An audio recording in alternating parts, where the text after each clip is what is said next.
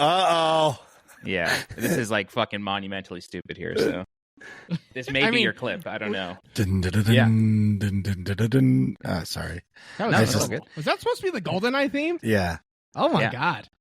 It's really hard. It's like really hard. I could give it a shot. There's uncultured swine in this podcast.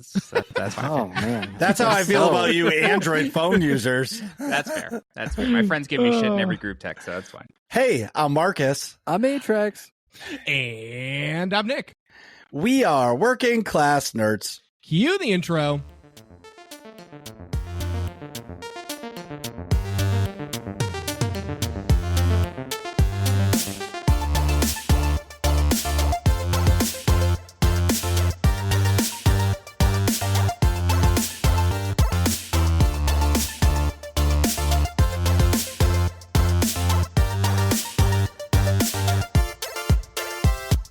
That's right, we are Working Class Nerds, the podcast that gives you no information about your favorite information. Today is Thursday, January 11th, 2024, and you can find this 230 podcast on Apple Podcasts, Buzzsprout, Google Podcasts, Spotify, iHeartRadio, and anywhere you can find a podcast in the galaxy far, far away. You can also find every single Working Class Nerds episode on YouTube. Just search for the Working Class Nerds podcast or go to youtube.com/@workingclassnerds. Click on playlist, click on Working Class Nerds, and boom!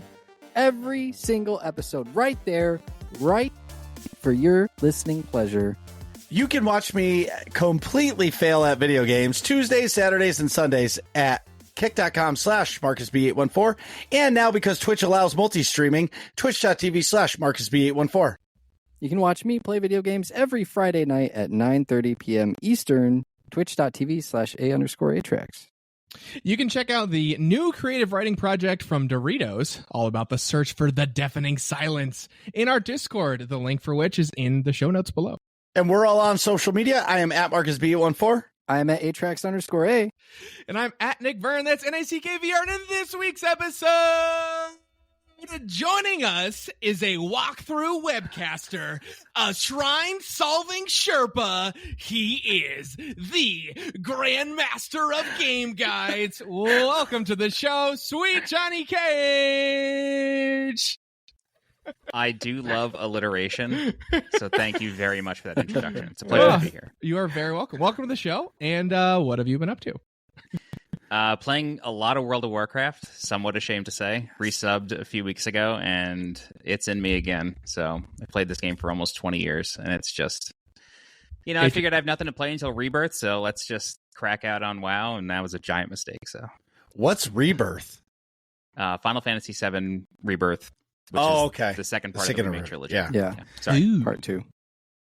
I'm totally with you on the WoW, by the way. I recently got back Alliance into or it. Horde, though? I mean, that's the question. So I prefer Horde, but most people that I know play Alliance, so I generally play Alliance, but I like the Horde better.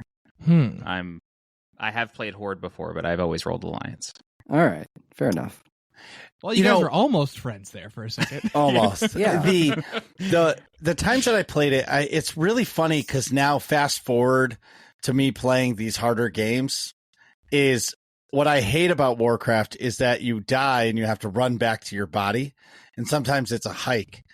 But now playing Elden Ring, I die all the time and I have to run back to where my body was to get those things so I can save. See, so maybe another thing is just teaching you to appreciate other genres. That's why Souls games are the best. Yeah, at least you don't lose all your stuff when you die in WoW. You just lose a little bit of weapon durability, Oh, that's Marcus's other favorite mechanic, weapon durability. Dude, Breath of the Wild is the worst game ever just because of that. Like, I can understand a stick breaking, but I have a sword. It's not going to break. And when you're fighting... if it's rusty, yeah. Mm. Or if you smack like an adamantium guardian. Yeah. I don't know. So are the only game you're playing right now is WoW? That's it? At the current moment, yes, but I did play a whole bunch of stuff in the month of end of November through December. I played Chrono Trigger. I finished it for the first time. I played it years ago on DS, but I unfortunately left my DS on a train. And so I think I was in the first time you visit the future in the game. I think that's where I was. So this is the first time that I actually got through it. Right. I really wanted to play that because of Final Fantasy VII Rebirth, because of the new team-up attacks. I wanted to kind of see the genesis of that idea for Square. I also played Spider-Man 2, Nice. although I flew through that game because I only had like 3 days to play it before I went home for the holidays. Really liked it, though, just as the main story. I thought it was incredible. I also played Armored Core 6, and I think, and Lies of P and Lords of the Fallen. So I did a Which lot one of did you gaming in, like like, better? 6 weeks. Lords of the P or Lords of the Fallen? Lies of P, for sure. I don't think Lords of the Fallen is a very good game. I think it has good ideas. That's what I've heard too.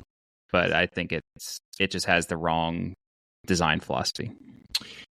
Lies of P, you did a video on it as well, right? Yeah, I streamed playthroughs, like the full playthrough of each game. Okay. So, like, I gave both the exact same shake. Yeah. Lies of P, I think, just gets it more. Like, they understand what makes Souls games good. And it's not just like, here's 40 enemies. It's not 40. Okay, like, you walk into a room and here's 6 enemies, and you're going to kill them all in 2 hits, but they can overwhelm you. And we're going to do that for 20 hours in Lords of the Fallen. And it never changes. Lies of P, it's like, we're going to put you in an alleyway with 2 strong enemies and various ways to kill them and deal with them. And it's going to be a more interesting encounter. And you do that for 20 hours instead. So, and just the mystery of Lies of P, and it takes a really cool spin on Pinocchio, which is just nothing I ever expected to be in video games. So I thought it was a much better experience. The boss fights, I think, are better in Lies of P as they're well, way more from what I've seen. Yeah. Yeah, they're cool. It makes me want to play it, but I'm not gonna. You know what I mean?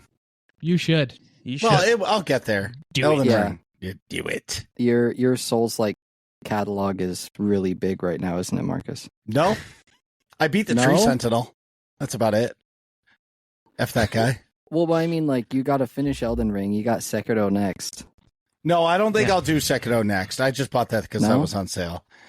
I honestly, all right, I'll just say it. I bought Demon Souls for the PS5.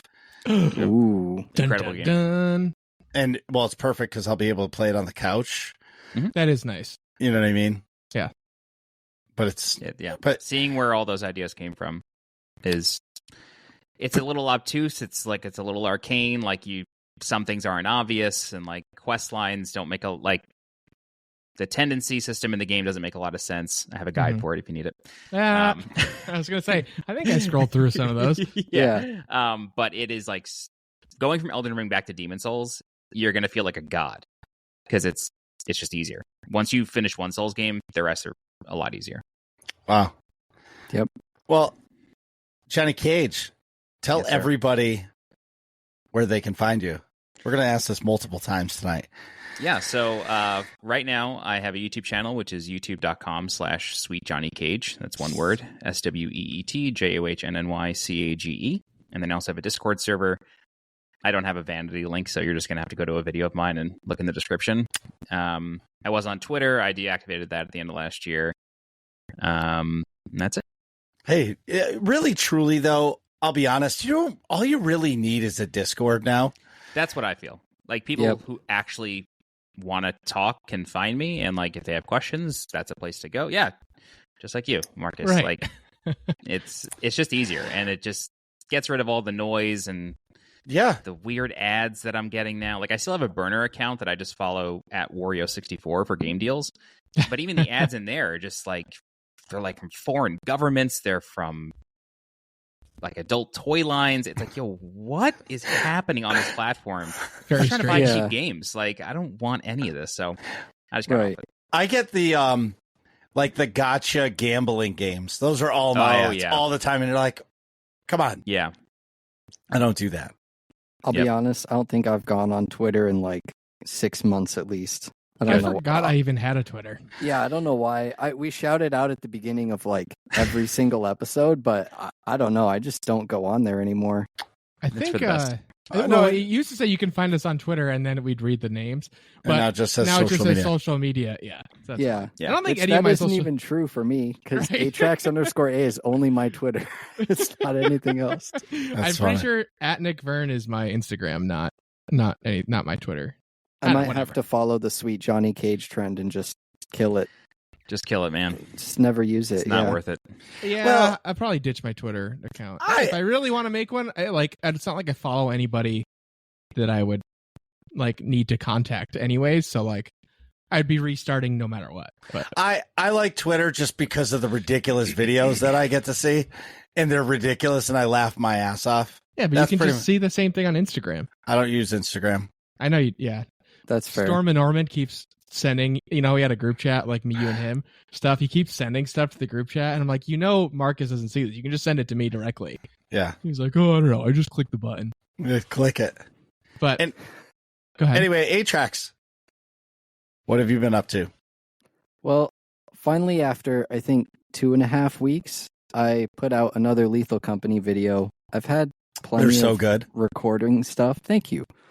I've had plenty of recorded stuff, but I've gone through, I don't know, Johnny, if you've dealt with this, where like you have a sufficient amount of stuff and you go through and like you kind of make videos, but they don't, for some reason, they just don't feel quite right. There's something that like either the story doesn't fit or something. I don't know. So I've just been kind of like going through my footage, seeing what I want to do. And then I think, was it last Saturday? I think it was this weekend. A bunch of people got into a modded Lethal Company group. And so then that just, I don't know, that reignited the creative process. And so then finally got another video out today. And it's been fun. On Sunday, I'm going to try and do something new, get some people together so I can get different points of view for the same episode. I don't know. We'll see what happens. Trying different stuff with that. It's been a lot of fun making like just one game. In the past, I've jumped around all over the place. But now, I don't know. I think I've found a good style, at least for the next, hopefully the next year or so, we can keep working with it, you know? What I like about the Lethal Company videos is it's something that I don't play at all. So when I watch it, it's a fun game to watch. Right? Because it's kind of creepy, but it's not creepy. And you hear all the people talking and they're talking through their suits. And it's like that muffled voice where like they're actually in the suits. And it's very immersive. And they're not long videos, so you can just enjoy it for what it is. You know what I mean? I like it. Yeah, I've had only one that's longer than 10 minutes. And that was just, again, I was just trying something new. So it's been fun screwing around. Screwing. And making some good videos in the process. In Game of the Month news! Game of the Month. That was the second one. For those who have not heard... I'm putting the button away. Yeah, right. It's okay, Nick. You can keep air horning. For those who haven't heard, our Game of the Month for January 2024 is Baldur's Gate 3. It was the Working Class Nerds community chosen Game of the Year for 2023, so we decided to make it the first Game of the Month for the year. I started my playthrough on Friday, and I promise the game isn't boring, but I was so exhausted, I almost fell asleep during stream because I don't know, I was trying really hard to focus, and then the cutscenes were going, and I heard it, and I just kind of like, yeah. The cutscenes are not, like, those intro cutscenes are not, like, calm either. Like, it puts you right in the thick of things. Exactly, right. So that's what I'm saying. Like, it was moving, but I was just, I don't know. I think You it's were because... not. The game was moving, but you weren't shaking. Exactly, right. I wasn't doing anything. So I switched it up to some Counter-Strike, and then I got through, I don't know, I think I streamed for another 2 hours after that, and finally went to bed. But I will be playing more tomorrow night, and hopefully I won't be as exhausted as last week. The community has been really awesome in inviting me to groups and things like that. I've been sent pictures of people's characters, like, hey, check it out, I started the game and this and that. So shout out to all those in the community. I know it was chosen as Game of the Year, but still, to see the continued support is really awesome. And if you want to get involved in Game of the Month, go join the Discord, or if you're already in the Discord, Game of the Month section, let us know, post your pictures, all that good stuff. We would love to hear all of your adventures in Baldur's Gate 3. Marcus, how have you been, man? Work's been crazy, which I'm on call this week, but not tonight. I had somebody cover my on call tonight because I'm like, I am not getting called out mid-show. Has it happened before? I don't. It's happened during streams. I don't think it's happened during the podcast. But Not that I don't want to take that chance. So, Sure. Yeah, little especially when we backstory. have a guest on. If it's just me and Atrax, Yeah, I can you can figure it out. Fend But, for yourselves. yeah. But all right, so we're gonna go back in the Wayback Machine a couple weeks ago. So a couple weeks ago, I was in the thick of getting to understand this Elden Ring thing, and I was going through, and I was in the Weeping Peninsula, and I found it, and I was like, I was just dying all the time, and I went back to Limgrave, which is kind of like the starter area, and I was like, man, there has to be more bosses. And I'm riding this horse all over this map going, there has to be more bosses. Like, I am not finding anybody. And then I would find one, but I found myself just wandering aimlessly, which was fine. But after about an hour of it, you're like, all right, I need a little help. So after stream, I went on the YouTubes and I typed in Limgrave boss guide. Well, at the top of my search engine was this guy called SweetJohnnyCage, and I'm like, well, I like Johnny Cage. I wonder if he's from Mortal Kombat and he's just taking a break from the tournament making game guides. You know what I'm saying? So, and what I liked about it is the way I consume my YouTube is I either watch shorts or I watch a long form video and I let it play. Like, I'll have it on because I pay for the premium and it'll be in my pocket and I'll just listen to it almost like it's a podcast. But like, you hear something, and if I hear, oh yeah, so you want to jump down this ledge, and you can find this top secret special item or boss, I'll pull out my phone and I'll look at the timestamp and I'll pause it, or I'll watch that section and make a mental note of it. So I started watching this video and I'm like, all right, this guy is super calm and clearly he's dying in the process of making these videos, but like the editing is so good that it's just so streamlined. And I'm like, those walkthroughs are not edited. Really? The boss guides, the individual guides, yes. The full playthrough walkthrough is unedited. Wait a minute. How do you beat all of that stuff in the matter of an hour and a half without dying? That's what. Well, that was one of my questions for later. It was like, yeah, I saw the question, what's the so we can get to. Yeah, if we want to skip to that question, I'm happy to answer. So, I had played the game all the way through,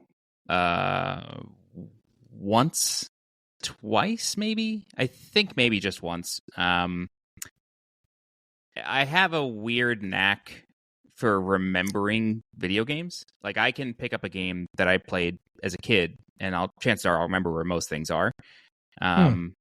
Yeah, I wasn't like great in school, but games and puzzles and board games and like all that stuff I was just always really good at. I always really loved it. I mean, I was fine in school, but yeah, so like I just remember things. And also, like I was saying before, like when you play one Souls game, you not that you necessarily play them all, but the gameplay is so similar that you can, like, you will find, if you like Elden Ring enough to go back to the back catalog of Souls games and Sekiro and Bloodborne, you'll find that things operate in the same exact way. So like it's easy to recognize boss patterns most of the time. Like you mentioned, I think I was watching one of your streams and you had just beaten a Erdtree Avatar. Mm-hmm. That boss uses the exact same moveset with a couple new things as the Asylum Demon from Dark Souls 1, which is the same exact thing as Vanguard from Demon Souls. So like once you learn to like recognize these things, it becomes a lot easier. Is the Asylum Demon that one in like the very beginning? Yes, in the Northern Undead Asylum. Yeah, it's the very first boss of Dark Souls 1. Yeah, that's Marcus. You know what I'm talking about? Because if not, I kind of want you to just play that and experience it. Well, so the Demon Souls I did buy. But either way, so the point is so I found SweetJohnnyCage's page, and I started watching these videos, and I'm like, this is fucking fantastic. And that Weeping Peninsula video actually helped me a ton over there because it also gave me a little bit of a path to follow because I have crazy ADD. So I'll be going and I'll mark something on the map with the number 2. and I'll be heading towards there, but then over on the left, I'll see a bird fly up the hill. Balloon. Oh, yeah, and I'll go, ooh, squirrel. Let's go up this way. And next thing you know, I veer off, and I forget about where I was going, and then 2 hours later, I find the number 2 marker, and I go, why was I coming here? There's nothing around here. Yeah. So, needless to say, I've been playing the crap out of Elden Ring. I absolutely love it, and I figured it out. But the hook is, when I stream it, I'm still involved with the chat, which I'm a social gamer, which it feeds that itch. It's really hard, and I've never played a game so hard, which is giving me my nightmare rating from SWTOR kind of itch, where it's like really hard. But instead Nightmare of having like a hard difficulty in SWTOR? Yeah, it's the hardest. Okay. It's like Mythic in WoW. Sure. I wasn't sure if you were saying you had nightmares from rating, which I've Oh, had, no. so. Oh, yeah.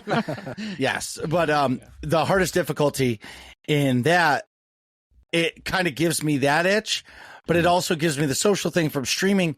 But I haven't played a solo game, like a solo RPG, since Mass Effect 2 or maybe Mass Effect 3. Like, I play both, like Destiny, Star Wars: The Old Republic. Those have been my games for the last 10 years. 7 years, whatever. I can't, so I haven't, and I've always wanted to play all these games, and every time I'll buy one, and Nick jokes that I'll buy a game, and I'll play it for 2 weeks, and it's always a joke. If he makes it past 3 weeks playing a game, he's going to keep playing it, but they never last. Mm-hmm. It used to be like when you'd buy physical copies of the game, you would always buy, like go into GameStop and buy the strategy guide that was like on the counter next to Well, it. they used to give you 30% off if you bought them together. Yeah, but he would be like, "Oh yeah, I bought the strategy guide because I paid more, so like now like it's a financial investment in my head, and I have to play this game." Mm-hmm. Like most notably, I remember you did that with Red Dead Redemption 2. You bought the strategy guide, which is like a hardcover. It's nice, and I think you played that for like 3 hours at the most. And the strategy guide is in my living room. So. Wow. Well, you know why? It's because I felt like I was cheating on SWTOR. Like I couldn't stop playing SWTOR because I needed gear, I needed to get everything, I needed to kill a boss. Like if I wasn't raiding, I wasn't having fun. But now I feel like, now that I'm old, I feel like I'm calming down. But Elden Ring has done something to me where I love Elden Ring because I can explore and not fight a boss and enjoy that, or I can go into a cave or something and fight a boss. But now it's like the best of both worlds. Where I played it in March, it didn't go well for me. I was playing that it was like so funny. No, it wasn't. Yes, To me, it was. Oh, me too. Yeah. So Marcus was playing with me, Atrax, and another one of our friends in Discord, and he was sharing his screen with us while we were playing, I think Call of Duty or something, some other game. Yeah, you're doing the Call of Duty raid. Yeah. It was a comedy show. a good time. Well, I straight up rage quit. I've never rage quit a game in my life. Mm-hmm. And I would be talking and I would scream, "Fuck!" And then you'd hear the Discord noise. Bloom. Yeah. Doo-doo. Doo-doo. And I'd be gone. 20 minutes later, and I would come back and I beat the boss. It was bad. Yeah. But I quit because I was like, this game isn't for me. Wait. Hold on. Let's rewind the tape for a second. You were dying to like a regular dude. Yeah, it wasn't a boss. That was not a boss. Oh, Some dude, of those how enemies do I- fuck you up, man. how do No, I know. beat this soldier? Oh, dude, it's ridiculous. Oh, Those man. imps are the most annoying thing in that game. And then we were sitting there too, just like poking him, like, Marcus, you're not dodging at the right time, man. You got to dodge later. No, see, you dodged too late. Now you got to dodge earlier, Yeah. Marcus. You're not doing it right. Yeah. Did you press did you press the space bar? Doo-doo. Try. Are you playing on mouse and keyboard? Wait, try Controller. No, Oh, okay. I was gonna say, holy shit, that's that you're just making it hard on yourself. that's bad. No, Yeah. You got to hit Alt F4 to activate God mode. Yeah. It was bad. But anyway, so then I came back when Destiny, like when Bungie did what Bungie did, I kind of just took a step back and it kind of gave me a breath of fresh air. So I'm playing it. I love it. And I'm going to play those games because I feel like I found something that I can do solo but still be social. So it's good. Anyway, Nick, what have you been up to? God of War Ragnarok. So I'm playing through that story, obviously. You reminded me of why I like this game so much.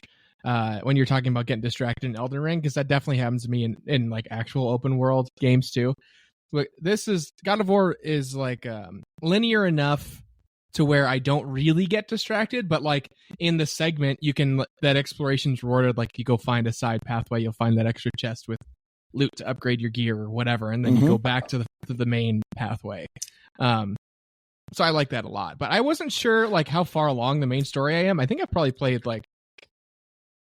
probably approaching 20 hours or so at this point. And I just looked up like the chapter name list to see where I am in like the main story, and I'm only like a third of the way through the chapter. So I don't know if they're all the same length, like playing wise or not, but yeah, I thought I was like more than halfway done, and the fact that I'm not made me really happy. But more to come on that.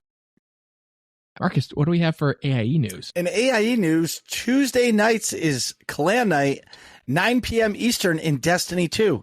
If you want to come shoot me in some private PvP lobbies and do some of the seasonal fun stuff with us, join us on Clan Night, Tuesday nights, 9 p.m. Eastern. And if all this sounds fun to you, go to aie-guild.org. Get our Discord information at the top right-hand corner of the page. Click it. Ask for a guild invite, whether or not you play SWTOR, World of Warcraft, Guild Wars 2, Lord of the Rings Online, Destiny 2, or any of the other games we play. We would love to have you. And with that, right on cue, Imperial Command is calling, so we'll be right back. My God, what is taking him so goddamn long? Nick, hurry up, man. It's all that beer you're drinking. Come on, bro. Bros before hoes, man. And we're back. So today we're talking with SweetJohnnyCage about his game guides, walkthroughs, let's plays, and all kinds of content on his thriving YouTube channel. Thank you. So I guess it's the basis of everything. Why did you start making content? Ooh, why did I start making content? Okay, so man, this is a long story. How long is your podcast usually? As long as it needs to be. Yeah. Okay, so back in 5th grade, so this is 1997, 1998, Zelda Ocarina of Time had come out. Such a good game. Excellent. It's like a masterpiece.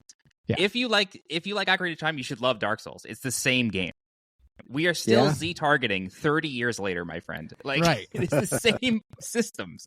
Anyway. Was Ocarina of Time the same game to do that? That first game to do that, I mean? Yep. At least on a console. Nobody else had a 3D targeting system. Everything else was free look, like Quake and Doom and all that. That's true, yeah. GoldenEye, all that. Yeah. Well, I think that was after even. Sorry. That was good. Was that supposed to be the GoldenEye theme? Yeah. Oh my God. Well, that was R targeting, and that made you like stand still while targeting. Right. And it wasn't even lock on, it was just aiming. Right. It was like free look. It was odd. I'm sure it built on that. But anyway, so kids, like I was always known as like the kid who played video games. Like that's how I made all my friends. It's all I ever wanted to talk about, that, maybe like baseball or something. Yeah. And so kids used to ask me to beat the water temple for them. So they would like give me their cartridge and $5 in 5th grade. That's what I'm talking about. And I would bring it home and beat the water temple and then just get back to them the next day. And I also really loved reading strategy guides. So like you guys are saying, like you buy a game, you buy a guide. I really wouldn't even open them until maybe after I finish to see if I missed anything, or sometimes I just read it in the bathroom like a book, you know, like I just loved strategy guides. I have a whole collection of them to this day. Shout out to Future Press. They're one of the few companies left making like actual physical strategy guides. So like that's kind of why I shifted to guides. It's just I always found myself helping people play games and like helping them understand challenges and solving puzzles and how to look at things. Like I work in games. Like I work for Riot Games in esports. I work on college esports. Oh, but like cool. I have a lot of coworkers who are devs, and like I'm always like I love to understand player motivation, and like I wrote a question down for you, Marcus, like when you were talking, because I want to know why you did something. But so that's why I shifted towards guides. But prior to that, and this is back in like 2007, 2008, I also ran tournaments for different games growing up. So started with Dance Dance Revolution when I was like 13 or 14. I was running tournaments for that. That's Nice. favorite. Oh, dude, XDR and Pump It Up. That's what I'm talking about. I can play Pump. I just don't understand it. Like my That's body fair. doesn't. My brain can't like move my body in 5 directions. Yeah. But So I was That's running that awesome. like 13 and 14, and then the community kind of died because Konami stopped making games after Extreme, and Pump wasn't super popular in New York. It was really just DDR that we had. Yeah. And then I just found myself transitioning to fighting games because I had like met a friend who like taught me how to play Third Strike, and then which is Street Fighter 3 for those who don't know. And so then I got really into fighting games, started running tournaments for that. And as I was running a tournament, I had this. I drew inspiration from a West Coast tournament called oh my god, it's Denjin. The website was denjinvideos.com, I think. But they were Third Strike tournaments at a place called Family Fun Arcade in Southern California. And they had taken a direct feed from the Third Strike cabinet. So they had a direct video feed, and then they had like a karaoke machine and some jerry rig wires, and managed to record commentary over the game. And so like I reconstructed that using a PlayStation and capture software that I knew about from my speedrunning days, because I was a Link to the Past speedrunner. That it's makes like a I lot knew of how to sense. capture audio and video and do all that. And the motivation for that was just my mom wouldn't let me have a TV in my room. So I said, you let me have a computer, but not a TV. I'm going to figure out how to put games on this computer. And so I learned about capture cards. Anyway, so all of that, I was running a tournament for Third Strike, and I had this huge setup, and a friend of a friend, this guy Dave, was there, and he was like, just looking at the setup, and he was like, this is pretty crazy. Like, this is 2007. Nobody was really doing this at the time except for me and the guys over at Family Fun out west. And so he asked me, like, I heard that you like really like games, and I heard that you can write. Like my good friend Joe told Dave this, and he was like, I'm starting a blog. Would you want to write? And I was like, yeah, sure. Like, I'll send you a writing sample and you let me know. So I sent him this like 11-page review of Twilight Princess, because that was like the game I was playing at the time. And he was like, okay, this is really fucking long, but it's written well. So like, you can come on. And so the blog was it was actually a pretty ingenious strategy. Again, pretty early days. There was the blog, but it was part of a game store that existed in Queens called Video Game Central. The actual name of the company was videogamecentral.com. Like, they had a web presence. They were up there with like companies like eStarland, JapanVideoGames.com. This was before Amazon sold games, before I think Amazon might have still been a bookseller. Okay. So this is pretty early. And so we were writing for this blog, and it really just consisted of like finding press releases and regurgitating them. Like, it wasn't hardcore journalism at all. Yeah. But because we were a mom and pop game store, we sold import games, we sold console mods, not like mod chips, but like different cases for your consoles if you want to like void the warranty and make it look cool. And so Dave just had this idea, and YouTube was kind of just starting, of like, hey, let's just take shit off the shelf, stick you in front of a camera, and you talk about it. And so that's what I did. And I just basically did product reviews, sort of like QVC. And then at the end of the video, I'd be like, go to videogamecentral.com. The link is in the description for this product. Let's sell it.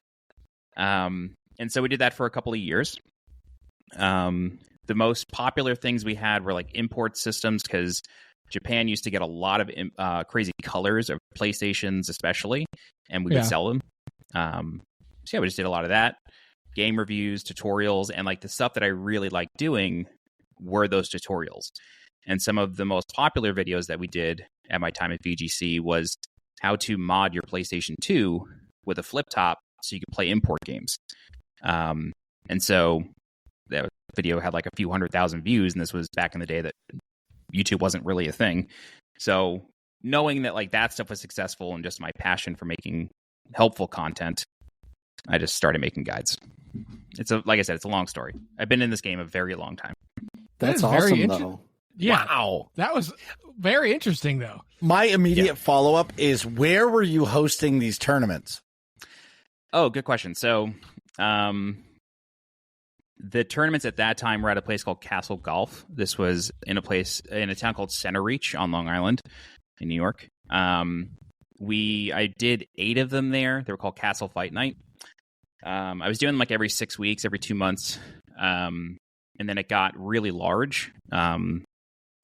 We had like 115 people at one, and this was like a really small place. It was like an arcade, go-kart, mini golf sort of, family place. And we would run these tournaments in this really tiny birthday party area. And we ran, I think, the 8th one or the 9th one, and we had to stick people outside, like on the picnic tables, and like run extension cords out. And the owner was really cool. Like, he was an awesome dude, this guy Lance. And he loved having us because he generated a decent amount of money for him. We would just split the venue fee 50-50.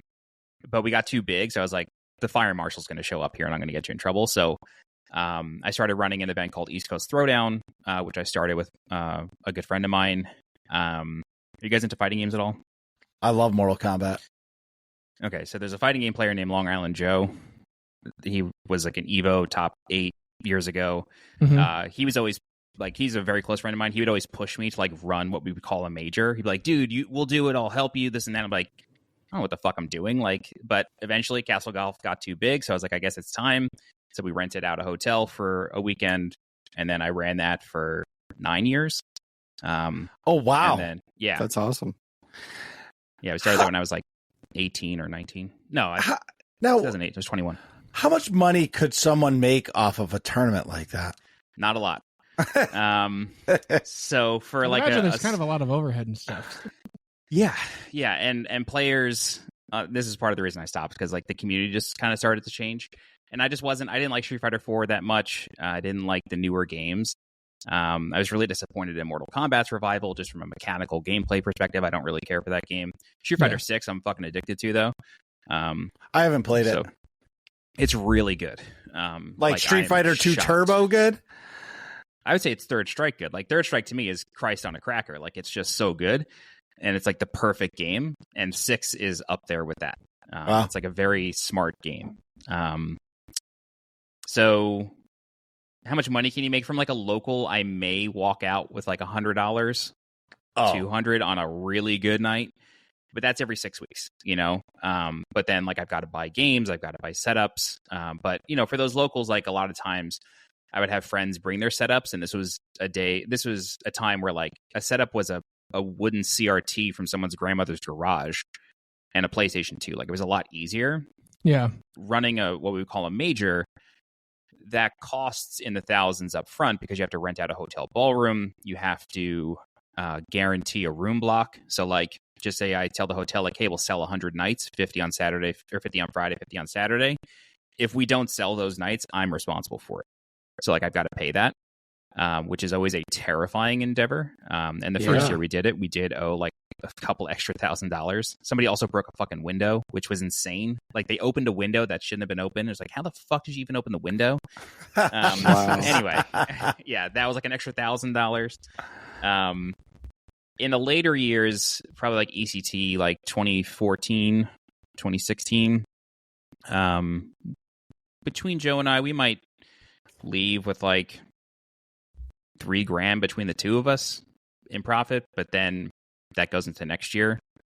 So we really don't make much. But if you do it once and you're just like, okay, I made my money, see you later, you could make $3,000, you know, like, but yeah, it's just not really the way it works. Right. I would imagine the logistics now are going to be a lot harder. Oh my God. Yeah. Like now everybody, this is like part of this is like one of the last Twitter arguments I ever had was, nowadays tournaments are streamlined. And what I mean by that, or sort of like normalized. So like you go to a tournament, you are expecting to play on a 32-inch LCD monitor on a PS5 with headphones for both players. So that's like an $1,800 setup. Yeah. And you need 80 of those. And it's like, that's almost $100,000. And it's like, I don't know where anybody gets the money to do this anymore. There are rental companies, but that's not that cheap. Like it's cheaper, but it's not cheap. The venues have ballooned in cost. Inflation is a thing, not to sound like an old man yelling at a cloud, but like inflation is extremely real. Mm-hmm. Everything has just gotten so much more expensive. And I personally have no idea how a new tournament organizer can get started. I don't have any advice for anybody other than find a rich uncle. Like, I don't know. Find good source of funding, deep pockets. For sure. Find somebody who's going to give you an interest-free loan, basically. And like, we had a silent partner for ECT, like, but he was also a sponsor. And he was like, I'll just front you the money, just pay it back. And we did every year. Like, it was never an issue. And it just made things easier. But like, that was like $6,000 or $8,000. Now you need $100,000. And it's like, no friend of mine who's well off is going to give me $100,000 risk-free. Get the fuck out of here. Yeah, right. Yeah. Yep. Wow. Yeah. You mentioned Street Fighter 3. being like your gold standard. Yeah, Christ on a cracker. Christ on a cracker. Excuse me. I don't remember your exact phrasing in time to say that sentence. That phrase. Yeah. I'm definitely stealing that and using it in the future. But I wanted to ask, what is your favorite game of all time if you had to pick? Oh, so it's an SNES RPG called Illusion of Gaia. Oh my God. Are you a fan?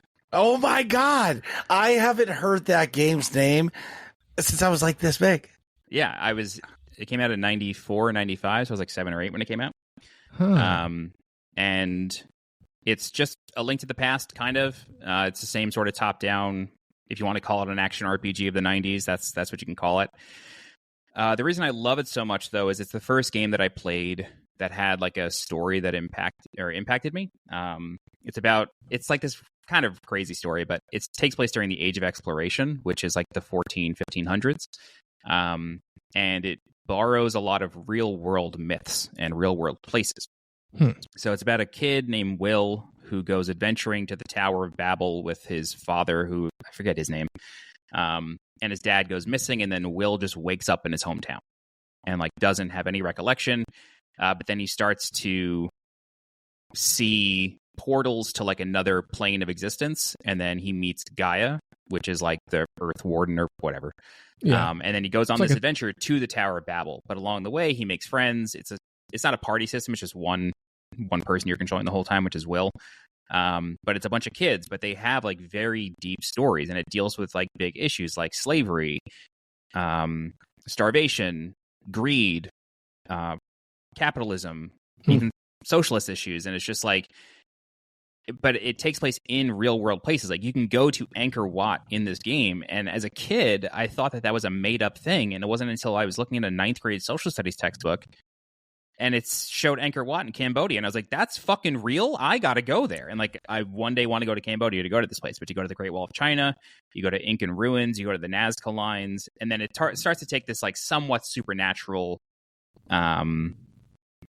turn in that if you played any game in this sort of trilogy, it's called the Soul Blazer trilogy. There's Soul Blazer, Illusion of Gaia, and Terranigma.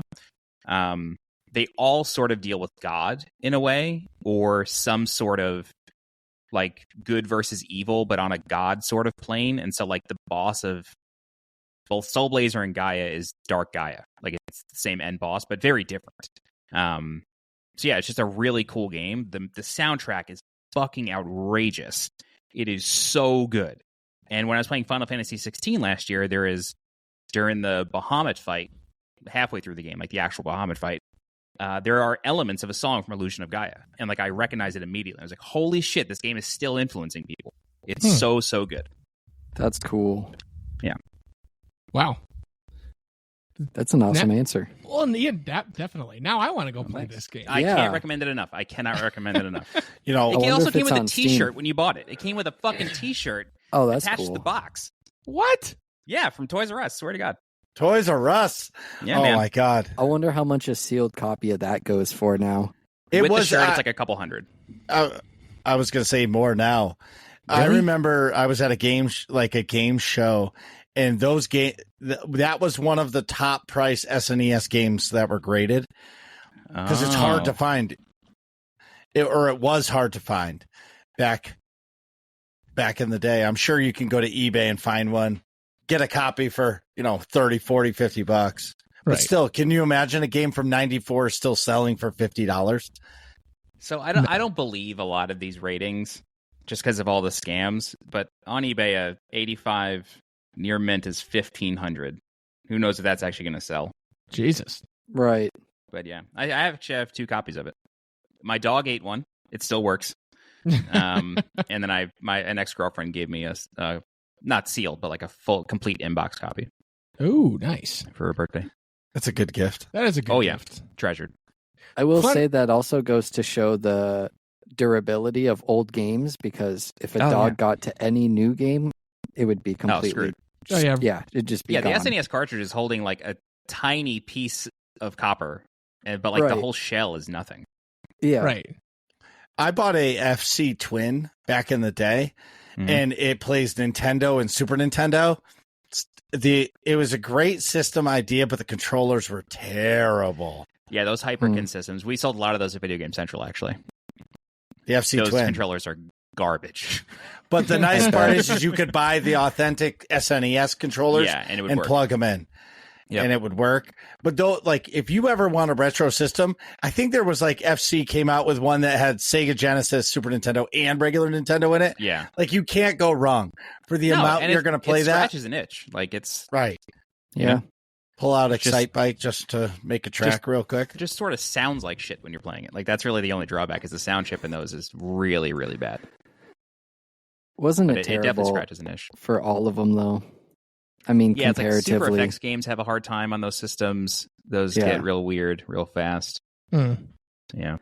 So, between consoles and maybe now playing PC, would you describe yourself as a PC gamer or a console gamer, or maybe both? It depends on the genre. I'd say overall I'm a console gamer. The vast majority of games, I think like probably 90% of games that I've covered on my channel are on a console. And that's really just like an ease of use thing. Like you put in the disc and you just play the game. I don't have to worry about my hardware. I don't have to worry about something not looking right. It just looks how it looks. I typically, on PC, I'll play MMOs or shooters. Like I grew up playing Quake, competed in Quake for a little bit. I wasn't like pro or anything, but like that was my introduction to esports. So like I can't play a shooter on console or I'm just going to complain the whole time. And then MMOs, like I could not imagine playing Final Fantasy 14 on a controller. Like, It's that just seems like an actually insane pretty experience. awesome. Really? I've tried Dude. it for like 30 minutes and I just couldn't do it. Well, I'll go in the Wayback Machine. It's like when you're a console gamer and you're learning mouse and keyboard for the first Sure. time. Yeah, that I first can see month is the worst month of your life. But once you figure out the WASD and the mouse, Mhm. your life changes and you can't go back to a shooter on the console. It's the same thing with Final Fantasy 14 with a controller. Once you learn it and you can, Yeah, Marcus once is you leaning feel in back. control. yeah, you're leaning back and just chilling. You're going to be like, okay, I can't do this all the time. But for those like Sunday afternoons where you just want to chill on the couch and you want to Yeah, play you gotta it, run your dailies. You gotta do Right. your thing. Yeah. it's Yeah. perfect. Yeah, I don't think I would raid with a controller. A friend of mine does. I don't know how he does it. It's Skill, I it's guess. crazy. Yeah. But it's also, if that's all you have, it's repetition. Yeah. yeah. If that's your it's only totally. option, we have some friends of the community that don't have a PC. Mhm. And they play, Destiny only on an Xbox or only on a PlayStation. And I don't understand it. Yeah, a shooter like that, I definitely want mouse and keyboard. Now here's a real spicy question. Who here uses an inverted camera? Inverted camera. like Not on down PC. is up. Down And is up is up. down. Up is down. No. Nope. Do you? Yes, I do. Yeah. Wow. Well, but I know some people that do, but Because it but makes that sense. is Oh, How like do you as pilot if a plane? You pull the stick back to go up. You push it down to go forward. I guess it's a that's true. plane. that's Yeah, a but your plane head does not the a same person. thing. And if you're and I will say if you're like holding a camera on a tripod and you have like You the thing, push you it do up the opposite to go down. Yeah. Yeah, and your head as well. Like you push your head forward to look down. You pull it back to look up. I guess that's true. I could give it a shot. There's uncultured swine in this podcast. That's fine. Oh man. that's how I feel So- about you Android phone users. That's fair. That's fair. My friends give me shit in every group text, so that's fine. Yeah, we- because you're the we- yeah. green text. Yep. I am. We give ATX RCS will plenty of set shit. us free, though. RCS will set us free. Yeah. Yeah. So I want to know how many billions the Android's paying Apple to allow them to have a blue message and start to adapt the iMessage. I think I they hope they lost a don't, lawsuit. dude. Yeah, they lost a lawsuit in Europe. That's Europe what it is actually like the reason for a lot. Europe's the reason that the new iPhone has USB-C. Although I know that Apple is has convenient. somehow found a way to throttle the power if you're not using their fucking cable. It's so obnoxious, That I don't sounds like mind. something Apple would do. right? That sounds exactly like something Apple would do. That Oh, explains you're why not my using our branded stuff? Too bad. It's gonna suck. Yep. We will do the legal minimum. Yeah. right. Oh, you want to buy a $5 cord instead of a $35 cord for the exact same cord? Too bad. Yep. Literally, yes. Yeah. Oh, that's just rude. But I got no defense for Apple there. With that being said, all right, how about a fun question and let's jump into our questions. Sure. So everybody that comes on the show gets asked this. Who is your favorite Star Wars character? I saw this on the Run a Show, and I really started to think about it.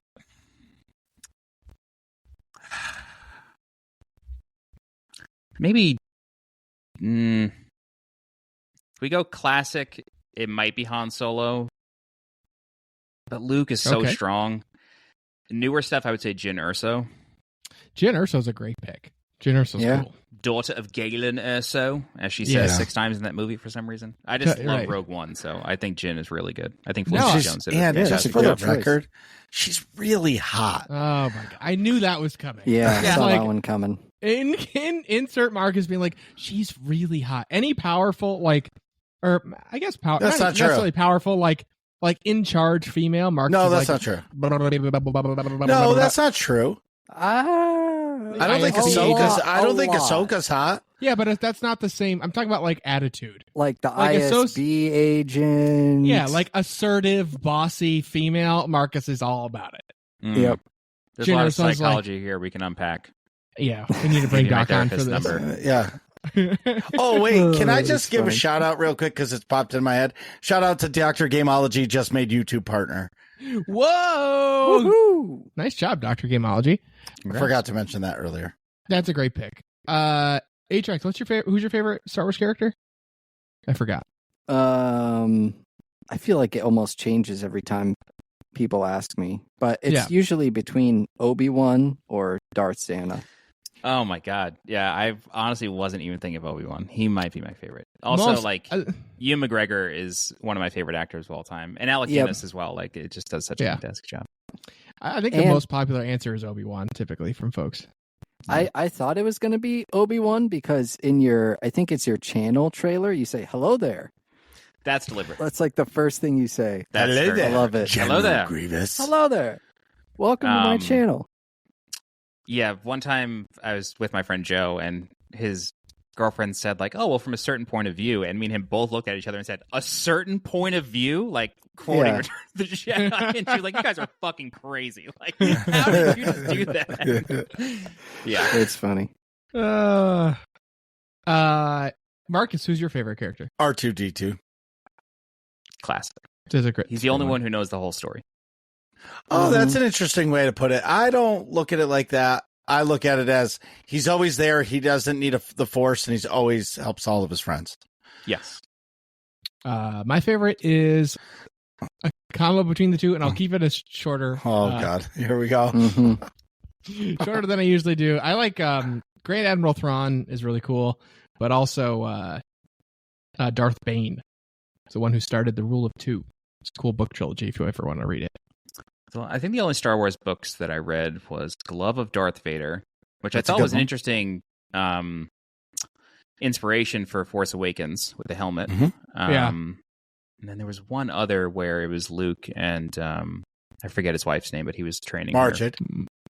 Yeah, Marjade. He was like training her, or maybe he's training Leia through one of them. I can't remember. I was a kid. That might be one of the Empire books. So that might be Dark Force Rising. Maybe. What about my boy Dash Rendar? Never gets any love. Come on. Come on. But Shadows of the Empire is like the perfect Star Wars game, and yet nobody wants to acknowledge it. Whoa. Let's not. That is not the perfect Star Wars game. I was going to say, hold up a second. Pump the brakes. There are better PC Star Wars games. I will say that. Knights of the Old Republic is the greatest Star Wars game ever. Sure. I could also OG Battlefront 2. Yeah. Yes. Yeah. Rebel Assault 2 is really good too. Yeah. Jedi Outcast, Kyle Katarn. I was going to say, Jedi Outcast was pretty awesome. That was my time frame. First Jedi with a gold lightsaber, Kyle Katarn. That was cool. I agree. Fuck with him. And he used a blaster too, right? Mm-hmm. It's a combo. Is it a blaster or blasta? Blasta. He was a master blasta. So as we talked about it earlier, Elden Ring is a giant game. Hundreds of hours, hundreds of bosses. Actually, I don't know how many bosses are actually in the game. But when you're making your guides, what's the most challenging part of making them?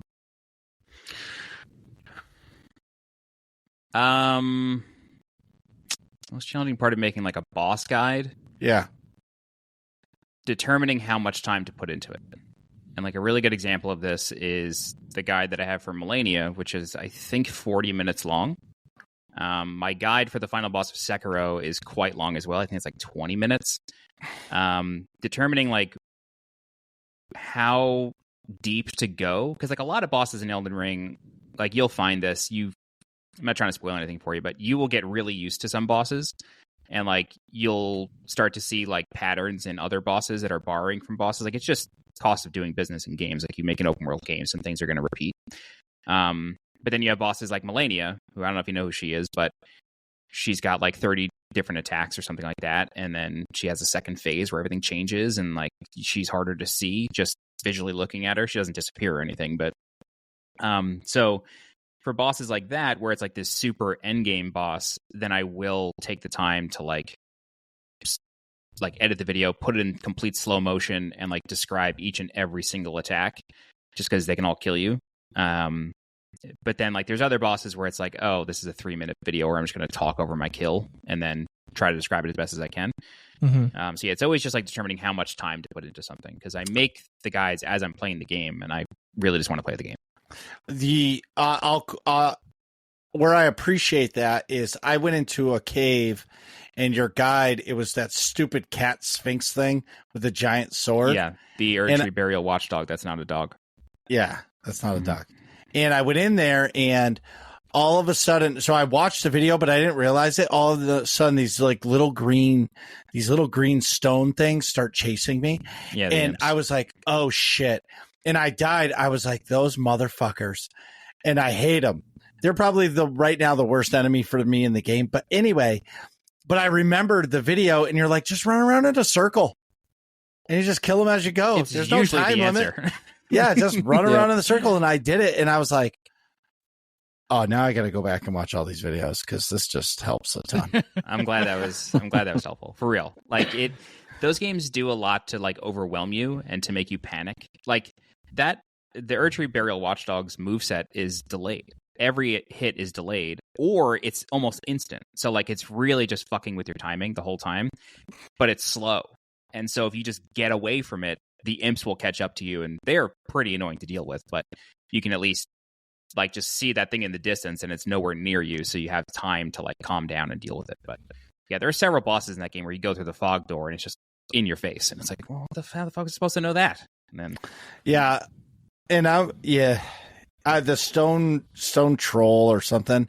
When I rage quit the game, that guy just messed me up. But then going back, you realize that don't use a sword on those guys. I didn't know that until somebody told me. Yeah. And I was like, why am I doing no damage? And they're like, use something. And now I have like a level 1 club, and it still annihilates things because it's a club. Slash weapons are really good against rock enemies. So you'll find a mace eventually. There's what do they call them? The black cloaked dudes on black horses. Yes. Midnight Cavalry. Yeah. I just beat my first one. The one in the Weeping Peninsula drops one of the best maces in the game. And that thing, you don't have to two-hand it against rock enemies. The slash damage just goes right through them. Mm. Oh, always have that in your pocket. Always upgrade that weapon. Well, sounds good. All right, just to build off that, this is my last Elden Ring question. And it's kind of a two-parter. First is, what's your favorite part of Elden Ring? And then the second, what is your favorite Souls game out of all the From Software games? I'm going to answer the second question first because it's just easier. Okay. Dark Souls 1 is my absolute favorite. I play that game like once a year. There are just so many little things in that game. Like somebody in my Discord today was saying like they were going through the game and like they heard the bells ringing, which if you haven't played the game, you don't know what that means. But like there are bells in that game that you ring after you defeat a boss. It's like part of the main quest of the game. When you're playing the game, if you hear the bell ringing, it's another player successfully killing that boss and ringing the bell on their own. As long as you're online, you will hear the bells ringing in the opening areas of the game. And it's little things like that where like you're in this game of loneliness and anxiety and everything's trying to kill you, and there's no music except for bosses, and it's just all ambient noise and diegetic noise. But like then you hear the bells ringing and you're like, oh, somebody did it. Okay, like somebody's out there with me. And like it's just like that weird little connection. And it really goes like the whole philosophy of Miyazaki's design ideas for Souls game or for the online component of Souls games where like you're just sort of transient in other people's worlds. And the famous story he tells is he was like stuck in a snowstorm on a hill driving home one day, and the snow was so bad and the roads were so slippery that people were helping push each other's cars up the hill using their cars. They would just like drive into the bumper and like push each other up the hill, but nobody could stop and thank each other because then they would go down the hill and like they had to drive down the hill. But it was just like everybody helping each other out, but nobody knew each other. And it was just a very transient experience. And it's just like Dark Souls 1 is that like personified really, really well. I also think it has the best boss variety, the best level variety. It kind of falls apart at the end due to time constraints. Like they had to just ship the game. Like there's a couple areas at the end of the game that are just terrible. But it's just awesome. And the DLC is fantastic as well. And then when they go on sale, I'm going to buy it. Yeah, Dark Souls 1 goes on sale a good deal. The remaster doesn't typically go under $30, but it's well worth $30. Under that, when you play that, I definitely want to see you play the first area to get to that. What do they call it? The Asylum boss? The Northern Undead Asylum, yeah. The Asylum Demon. If you could beat Erdtree avatars, no problem. You're going to shit on the Asylum Demon. Mm-hmm. Oh, yeah. I just want to see Marcus get surprised, that's all. Yeah. It is a good intro. It's like a really good intro. Yeah. Under that would be probably like Elden Ring tied with Demon Souls. Demon Souls, I think the atmosphere is just incredible, especially on the PS3 version. Like the PS5 version's awesome, don't get me wrong. But because of the hardware limitations of the PS3, they had to do that like iconic N64 Turok thing where it's like, our draw distance is super limited, so just have fog everywhere. And it's like, that's kind of how Demon Souls is in certain areas, but it ties into the story because the mist has invaded the land of Boletaria and it's spawning demons, and so it just works. Whereas the PS5 version just looks so good. It's I still think it's like the greatest looking video game. And then it's like agree. Demon Souls, Elden Ring tied, then Dark Souls 3, Bloodborne, and then way at the bottom is Dark Souls 2. So that's like my power rankings for that.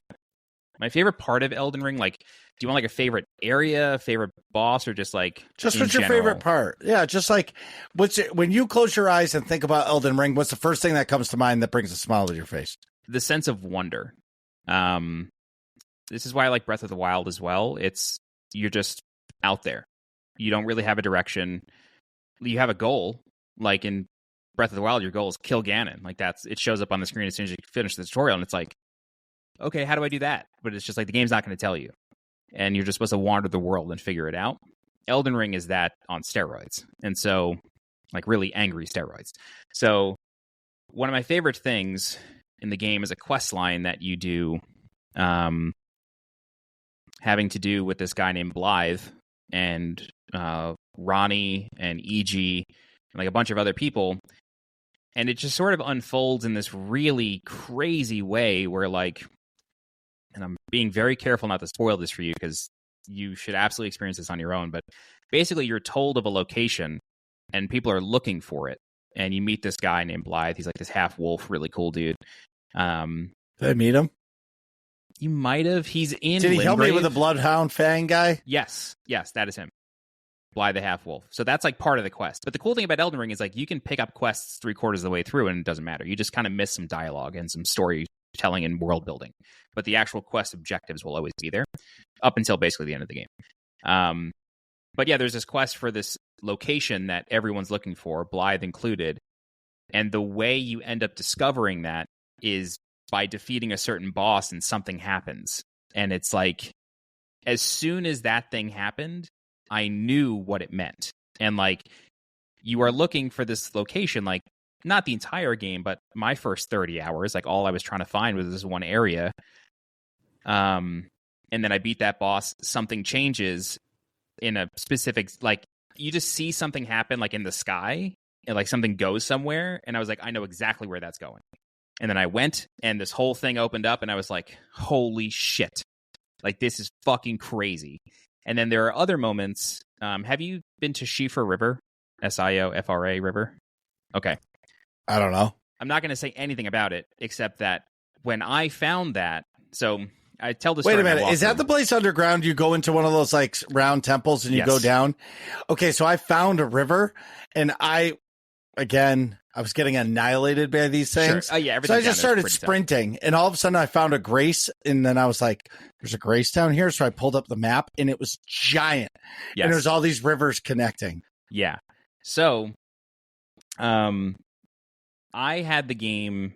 I was sent a review code for the game like 10 days before it came out, and my friend was as well. But my friend is a streamer, and so he wasn't playing it because he needed to stream it for his channel. That was his form of content. He was like, I can't play this alone. Like, I'd miss out on so many opportunities.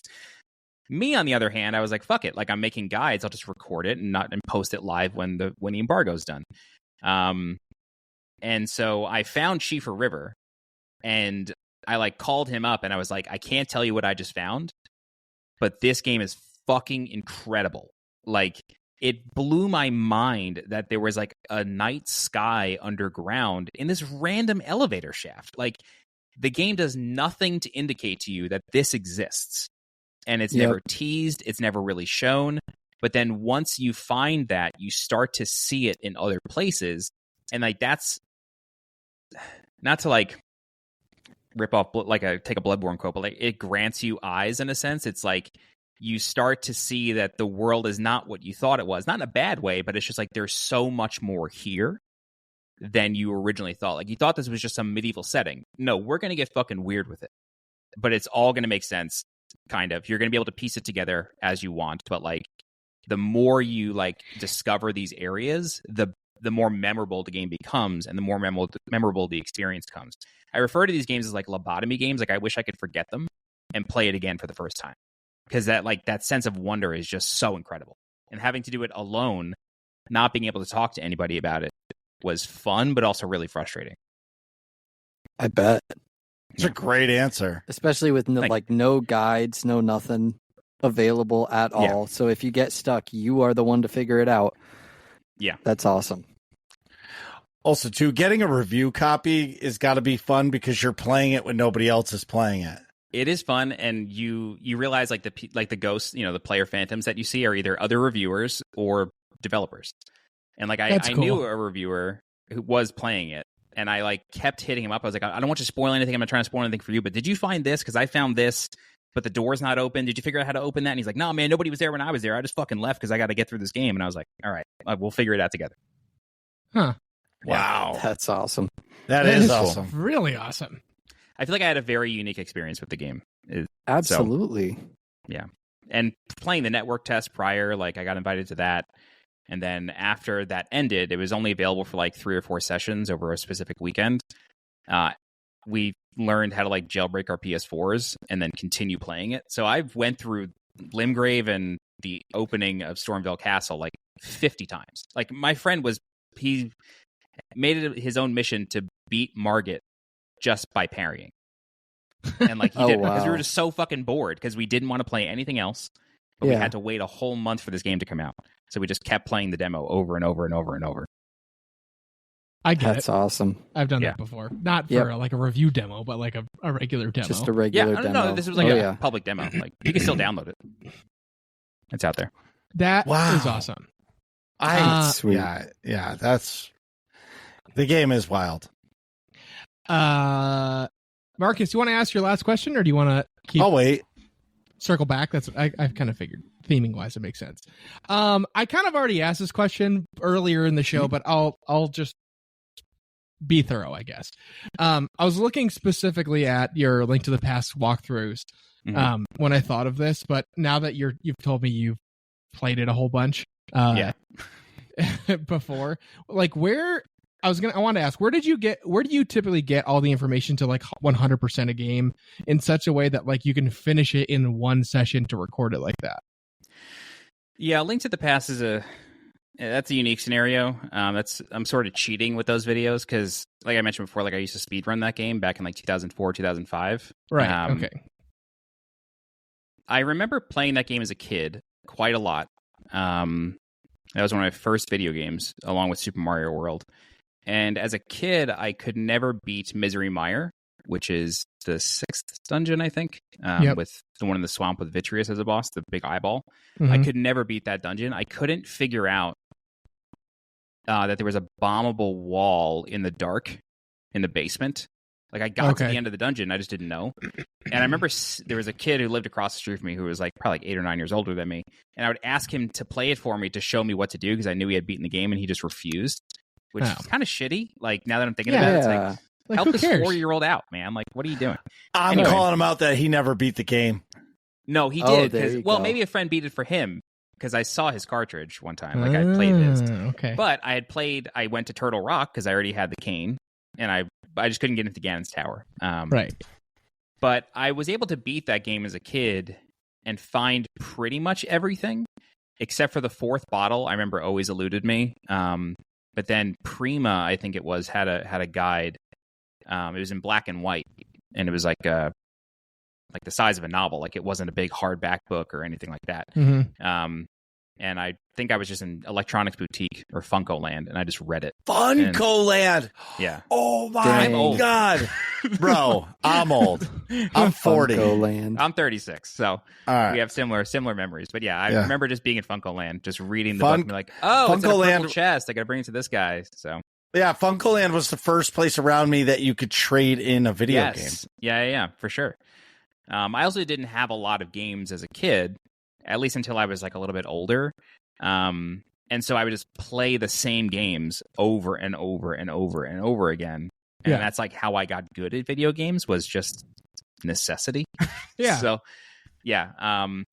But in terms of like A Link to the Past specifically, like 100%ing it, like that kind of taught me how to route games, because I was I'm not saying this to brag, but like, because as a kid I would always 100% games, I could not speedrun A Link to the Past under an any percent category, meaning like you just beat the game as fast as possible.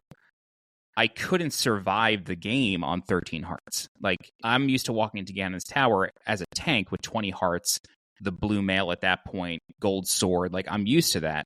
Oh, I see. Yeah. And so like this is in 2004, 2005. This is on the Internet Archive. This actual speedrun is still there. But I contacted the site administrator of speeddemosarchive.com, and I was like, hey, like I really want to run A Link to the Past, but I want to do 100%. You don't have this listed as a category. Can I create it? And then I worked with him to kind of set the category rules, and then I submitted it. So I had to like route it myself, because there was no template for it other than the any percent template, which did have some sequence breaking, like going from Dark Palace to Thieves Town, like 1 to 4, to get the red sword earlier. Like there was that stuff. But in terms of like finding all the heart pieces and all that stuff, like I actually had to route it myself, which I still do to this day for walkthroughs. So A Link to the Past speedrunning really taught me how to do that. Well, Wow. so on the topic of like walkthroughs for an entire game, Yeah. are you like, do you usually just play the game once through and then you just know how to do it? Or are you like looking up like guides or playing it several times through to get yourself familiar? It kind of depends on the game, I'd imagine. Yeah, it depends on the game. Like I do look stuff up all the time. In my walkthroughs, I often criticize wiki sites, because there's just a lot of wrong information on all of them. Yeah. Shout out to the Dark Souls and Demon Souls wiki dot. It's a bare bones wiki, but everything in there is still accurate to this day. This is like before wiki, like .wiki sites came out, where like, yeah, anyway. So I will look things up while playing, but for the most part, I only do that at the end when I feel like I'm about to finish. I'll look things up, maybe things that I've missed. But I also take really meticulous notes. Like if I'm going to cover a game, I have an Excel spreadsheet where it's just like I play the game, record it the whole time. Not while speaking, I just record the footage. And then when I find a boss, I just take a note, like it's in this part, like this video file at this time. I categorize it. It's a boss. It's this name, and any like weird notes that I want to mention in the guide if I make a guide for it. So that's kind of how I go through it. And then that'll be my first playthrough, and then depending on the game, I'll just go right into a walkthrough because it's fresh. Like I can remember it all. But even in that Elden Ring walkthrough, like I think 2 or 3 dungeons that I had no idea existed. So like that game is just like the game that keeps on giving. Like I knew where 99% of things were, but then I would just walk into a cave like this. I never saw this before, and then I just discover it with everybody, you know. And like, chances are the boss is a bigger version of something, so it's not that big of a deal. But there's like for games like Resident Evil 2 remake, The walkthroughs I have for that are like challenge runs, like getting through the game without healing, getting through the game without using the item box, getting through the game on hardcore with an S rank. Like That's stuff. fun. Yeah, they're really fun, but like that is not something I did immediately after beating the game. Yeah. I would like watch a speed run and be like, okay, how did they route this? Okay, I'm not going to do that ridiculous glitch because I'm not going to. That's just insane. I'm not going to skip 30% of the game. I'm going to show you how to actually do it. But like, how can I kind of bake in a route there, and then I play that 20 times, like until I'm satisfied with it? And like, Yeah. RET Remake, I started so many runs for S rank hardcore that would just die at the end. Like I would just die. And I'd be like, oh, fuck, that was 2 hours. I got to pee so bad, and that was worthless. Like, that footage is garbage now. So, like, it does sometimes take a while. But for Souls games, it's just like, let's just go again. Wow. Okay. That's awesome. Yeah. I love it. Yeah, the challenge of watching, like, see, for me, I'm just like, how the fuck does somebody just beat these bosses? Just like, oh.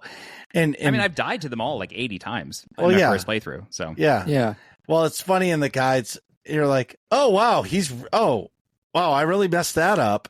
Oh, no, I really messed that up. And then the guy's dead. And I'm like, man, I'd be dead right now running back. it's all about patience. Like, that's really what those games are about, is just patience. It's all And, about like, running it back. Yeah, and death is a mechanic. It's not a punishment. It is, but it's like, it's just part of the game. Like, you died. Get over it.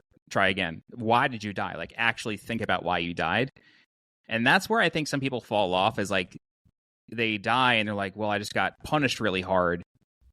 But they don't realize I could just run past all the enemies. Like, the leashing in that game is stupid. Like, they drop off in 10 seconds.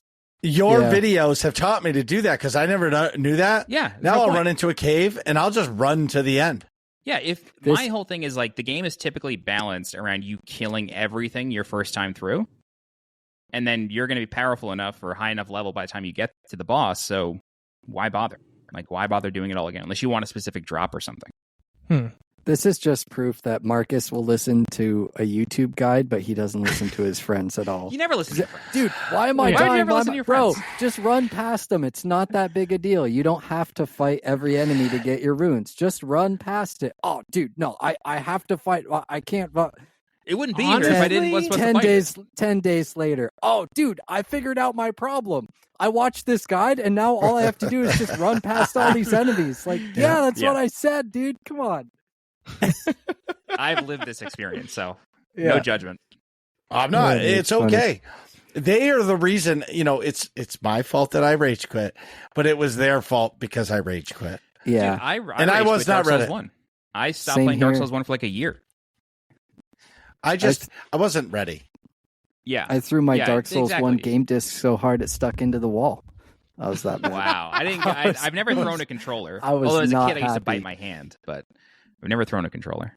Oh. They're so I don't think- expensive. Interesting. Yeah. Yeah, I don't think They are. I don't think I've broke a PS2 controller.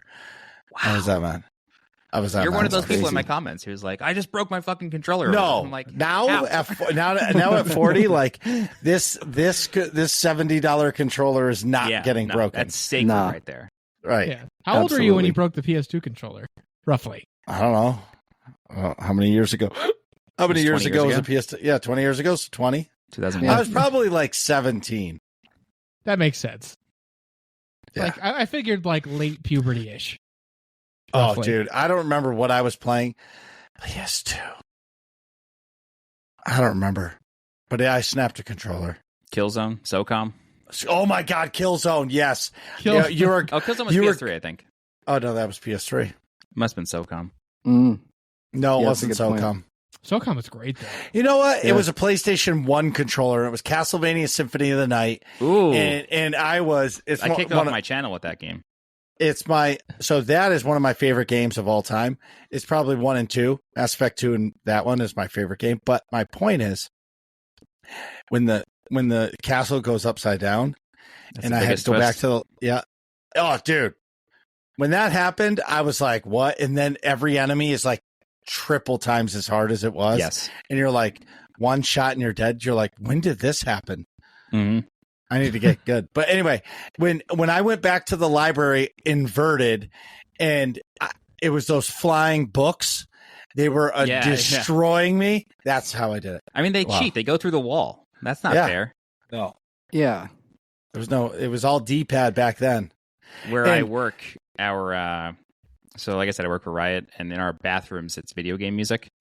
Okay. And so, like, That's there will be times awesome. I'm just going to the bathroom, and the Symphony of the Night soundtrack comes on, and I will stay in the bathroom just to listen to it. You work directly for Riot? Yeah, I work in the esports department. That's awesome. That sounds like a topic we'll have to dive into on like a different Well, I'm episode. going to give Yeah, a little we need like you nod to another- Atrax right now with Riot, because when we were at PAX East, they were there, and we had a private demo of my God, I forget the name of the game. It's RuneKeeper. RuneKeeper. Tales of Silas. Oh, Blade of the Rune Oh, King? now I or have to Tales work- of some Rune King? Now I have to. I look it admittedly up. don't Oh, really boy. play League of Legends, so No, it's okay. It's Well, anyway, so today we with my had team for the first time ever. we had to we got our private we got a private booth, like private time with them for the show, and they're like, okay, who of you three who wants to play the game? We're like, oh, Atrax is the best one. Well, Atrax destroyed the demo, and the guys there, and they were the best at English, like they spoke it, but it was rough, and they were like, you're the first person to beat this demo. Oh, nice. That always the feels good. mage. The Mage Seeker is what it was called. Yeah. Mage Seeker, yeah. It was. Oh, this was like last year. Yes, at PAX East. It was a I didn't know 2D we went there. pixel fighting game. It was good. Yeah, That we was a lot had of fun. so for the road shows for LCS, which is the competitive side of League of Legends. So I work in college esports, so I do like a lot of outreach for college, Mhm. and I have a booth with my teammate at the road shows during the FanFest area, and I think it was Raleigh, which was the spring of last year. Yeah, it was Raleigh spring of last year. Our booth was next to Mage Seeker, and the line for Mage Seeker was ridiculous, but it was great for us because we had all the overflow. So like, Oh, we yeah. could just Right. hustle people to talk about college esports. It was great. That's awesome. You ever go to That's PAX so East? cool. You go to Riot. Or you work at Riot. Yeah, working at Riot's pretty dope. I can't lie. It's a silly, like it's silly that I get paid to do what I do, and how nice the office is. I've gone to PAX East many times as like a fan, like back in like 2013, 2014 through 2016. But typically, for my job, I really just go to the like North America esports things. I didn't work on any publishing things like, they're called Riot Forge. It's like the games that are developed by other people, but we publish them. Mm-hmm. So I think Mage Seeker was a Forge game. So I didn't work on that. Got it. Mhm. Atrax, did you have some questions? I was going to say, yeah. So I want to kind of switch it up just a little bit. Go back to your kind of more of the technical side Sure. of your YouTube channel. On your Love talking about this. on your channel trailer, you mentioned that you record the games like in the highest graphics settings with all of the bells and whistles and everything. So I want to ask, like, obviously the first thing I think of is dealing with the size of recording, because that's super large file sizes, especially for long playthroughs and things like that. Mhm. What are some other like unseen challenges of dealing with high graphical fidelity like footage? Yeah, file size is definitely one of them, although that can always be solved by just buying a bigger hard drive. It's Right. an investment, Yeah. but it is a solution. The thing that I was not prepared for, though, when I first kind of went down that rabbit hole was loading that stuff into Adobe Premiere takes forever because it has to generate all the audio peak files, all the waveforms. So that just takes forever.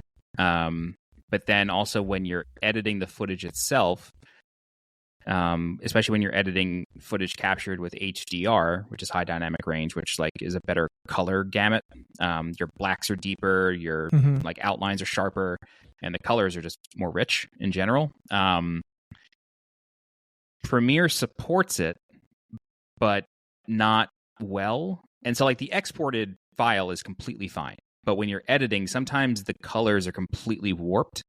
And then you're wondering, like, is my footage fucked? Or is Premiere just being dumb today? Right. And then you go back to the VLC file and it's like, okay, it's fine. But with bringing back to Elden Ring, when I was playing the demo, I actually still have this monitor. I just don't use it for this purpose anymore. But I have a BenQ 32-inch or 28-inch HDR monitor for 4K. And it's the first 4K monitor I ever bought. It was a really good deal. It was like $300 back in 2017 or 2018. But then when I was playing Elden Ring, I noticed a lot of artifacting on the screen. Like colors were warping and bending, and there was like lines going up and down the screen, and it was freaking me out because I was like, I've never played a game that had this problem. Like I played Final Fantasy VII Remake in the same way. It looked beautiful. But Elden Ring, for some reason, was causing these problems. And then I would like go to a friend's house and be like, you have the same monitor. Does it happen to you? Yeah, it happens to you, but it doesn't happen on your TV. What's the fucking problem? And then I just like did a bunch of research, and apparently that monitor sucks for HDR, and I just had no idea. And because games like PlayStation and Xbox games like hadn't really caught up to like proper HDR implementation, just didn't notice. And then when Elden Ring came out, it was like the first game that really took its time with HDR. And so I went out and bought the monitor I'm looking at right now, which is a 32-inch gigabyte monitor, and I had to finance it. It was like $800. It's the first purchase since my like television that I had to finance. And then like it was just a gamble of like, will this work? And then I loaded that demo that we were still playing, and it looked fine. So it was just like the heart attack of like, I have this huge game coming out. I need the technology to support it, and that's going to cost me a bunch of money. So that's always like pretty harrowing, but it's time is another thing. Like when you have this footage in Premiere, like the way I make my guides for bosses and stuff or puzzles or whatever is I'll like edit together the footage, like cut it up how I need it. And then I'll just like go back to the start and then press record and then just talk over it. That's how I do the vast majority of my work. When you're dealing with content that's in, especially in HDR, if you don't have like some beefy processor, the video is not going to play back smoothly. And then when that happens, it's like maxing out your CPU a lot of the time and maxing out your memory and even your graphics card at times. And so your audio can then get jumbled. And so like the VO you just recorded for 5 minutes is unusable. And so then you have to learn about making proxy footage or just recording in the dark and just writing it down what you want to say, record it, and then turn the video back on and pray to God it matches up. Like I've done that plenty of times. Luckily, like the hardware that I have now is it's not like a Threadripper or anything. It's still just an i7, but I don't really have that problem anymore. But when I was like learning how to do this stuff in 4K HDR, that was a really big hurdle to get over. And as I know you guys know, like YouTube is a game of expediency. Like whoever gets it first gets the most views. Yep. And so like when a game comes out and I'm trying to make guides for it, it's like if I don't upload that guide first or early on, I'm not going to get the views. And I'm never really doing this for views. I do it because I like it, which is actually why I'm on break right now, because I just kind of started to not like it after a while. But I'm coming back for Rebirth and Elden Ring DLC, hopefully. But yeah, it's just like you start to like play that game with yourself where it's like I'm not getting this done fast enough, so like it just becomes like a miserable experience sometimes. And like because the file sizes are so large, it just like bottlenecks everything else. And then you render for 10 hours and you find that oh well, I missed one thing. Now I gotta redo it and re-render the worst. Or Premiere doesn't tell you this, but you need basically double the space on your hard drive of what the export's going to be, because it's generating temporary files and then the final product. But if you don't have pretty much double the amount of space, it's going to fail at the very end. And then it doesn't really tell you why. It's just like error encountered while rendering. And it's like, great. Wonderful. Like, what does that mean? And then you realize like, oh, I've got no space left on this 6th hard drive that I have. Let me go delete some shit. So that's crazy. How much hard drive space do you have, and what graphics card do you use? So I have a 2080, or I think it's like an not ATX. That's an old case format. It's a EVGA RTX 2080, something with cooling, like some special cooling thing on it. Mm-hmm. Oh, okay. All right. Yeah, like so a right Wind now, Force overclock or something. Yeah. Right now I have 5 hard drives. This past year I just switched all to SSD. So I actually lost some space by not using like old platter drives, but they were just dying too fast. So I have 1, 5, 6, 8, 10 terabytes worth of space across 5 hard drives. Wow. Yeah.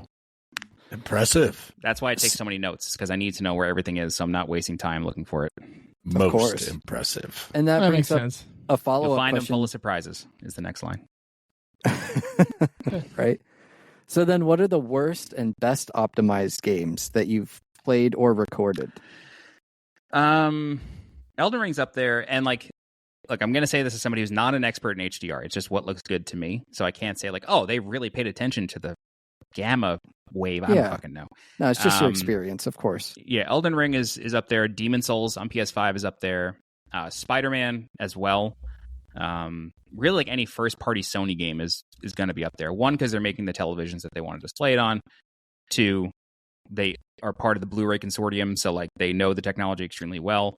And then I'm sure they share that with their. I would hope they share that with their developers. But yeah, first-party Sony games just always look really, really good. Worst, Death Stranding was really bad, and that's a first-party Sony game. Death Stranding was all over the place. Yeah, I don't know what it was, but I just could not get that game to look good. Maybe a HDR weird footage. port or something. I don't know. It was very strange. Like I would get random reds all over the place. Colors would flicker. And like it looked fine on my screen, but it just like wasn't playing nice with my capture card. And then I actually went out and bought. So I primarily use an AverMedia Live Gamer 4K. And I actually went out and bought the Elgato HD 60 Mark II, I think it is. That's what I have, the 4K version. Yeah. Yeah. And it looked a little bit better in that, but it just still didn't look right. So Death Stranding, which is a weird anomaly that just didn't work well with footage. Well, you know what's funny is I've been playing. I have an HDR 4K monitor as well, but when I play it Destiny in HDR on my screen, the color is like faded. It's not crisp. But when I look at my stream, it is crisp. Really? And it looks fantastic. But what I'm seeing is not what the game. It looks like the gamma is too high. You know what I mean? So when you're playing the game, it looks worse than what's being broadcast? That's correct. Wow, that's weird. I usually have the opposite problem. And I can't get Elden Ring to play in HDR. Even though the monitor is set to HDR, everything, I cannot turn the button on an Elden Ring.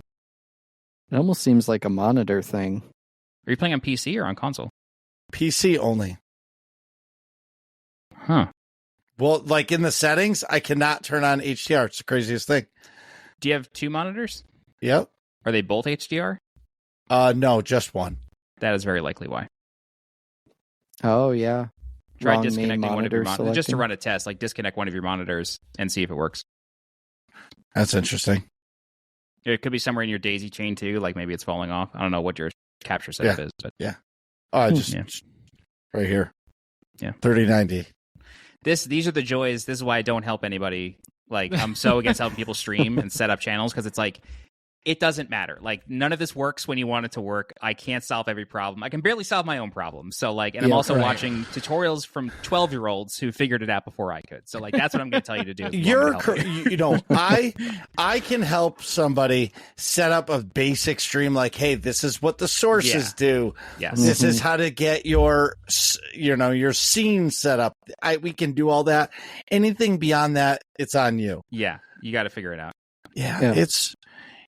Nothing's going to work when you want it to work, and then you're not going to know how you fixed it. So just get used to that.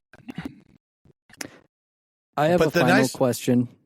Oh, you want to go ahead, Marcus? Yeah, I was just going to say, the nice part about your guide videos, talking about YouTube views, about being the first one, you might not get the initial 100,000, 200,000 views immediately. I mean, don't get me wrong. I've done very well with Elden Ring on my channel. Like, there's no complaint here. Well, no, but that's what I'm saying is look at me. I'm a year later. Sure. And I'm consuming all of your content as I go through the map areas. So it's almost like you're giving content that's a gift that keeps giving. Where my content is, we podcast and I stream just to connect, and that's my social aspect. But once that stream's over, nobody's really going back to watch me play the VOD. Yeah, I had this discussion with a friend of mine, who I'll shout him out. His YouTube handle is Uchi Games, UCHI Games. We do a podcast together. About Final Fantasy VII. What is it? sporadic. UCH? UCHI Games. I think the most recent video might be our podcast. But we have this discussion a lot where like he's been grinding YouTube, like trying to like, let's say quote unquote make it a career. Gang or games? Games. Well, Yuchi Gang is another thing that he has. He's got a whole bunch of shit. He does anime, wrestling, Power Rangers, video games. Like he's all over. It's quite the spread. Yeah, I love this dude to death. Like I've known him. He was a commenter on my old Video Game Central videos, and we just like became friends. Like that's how it worked.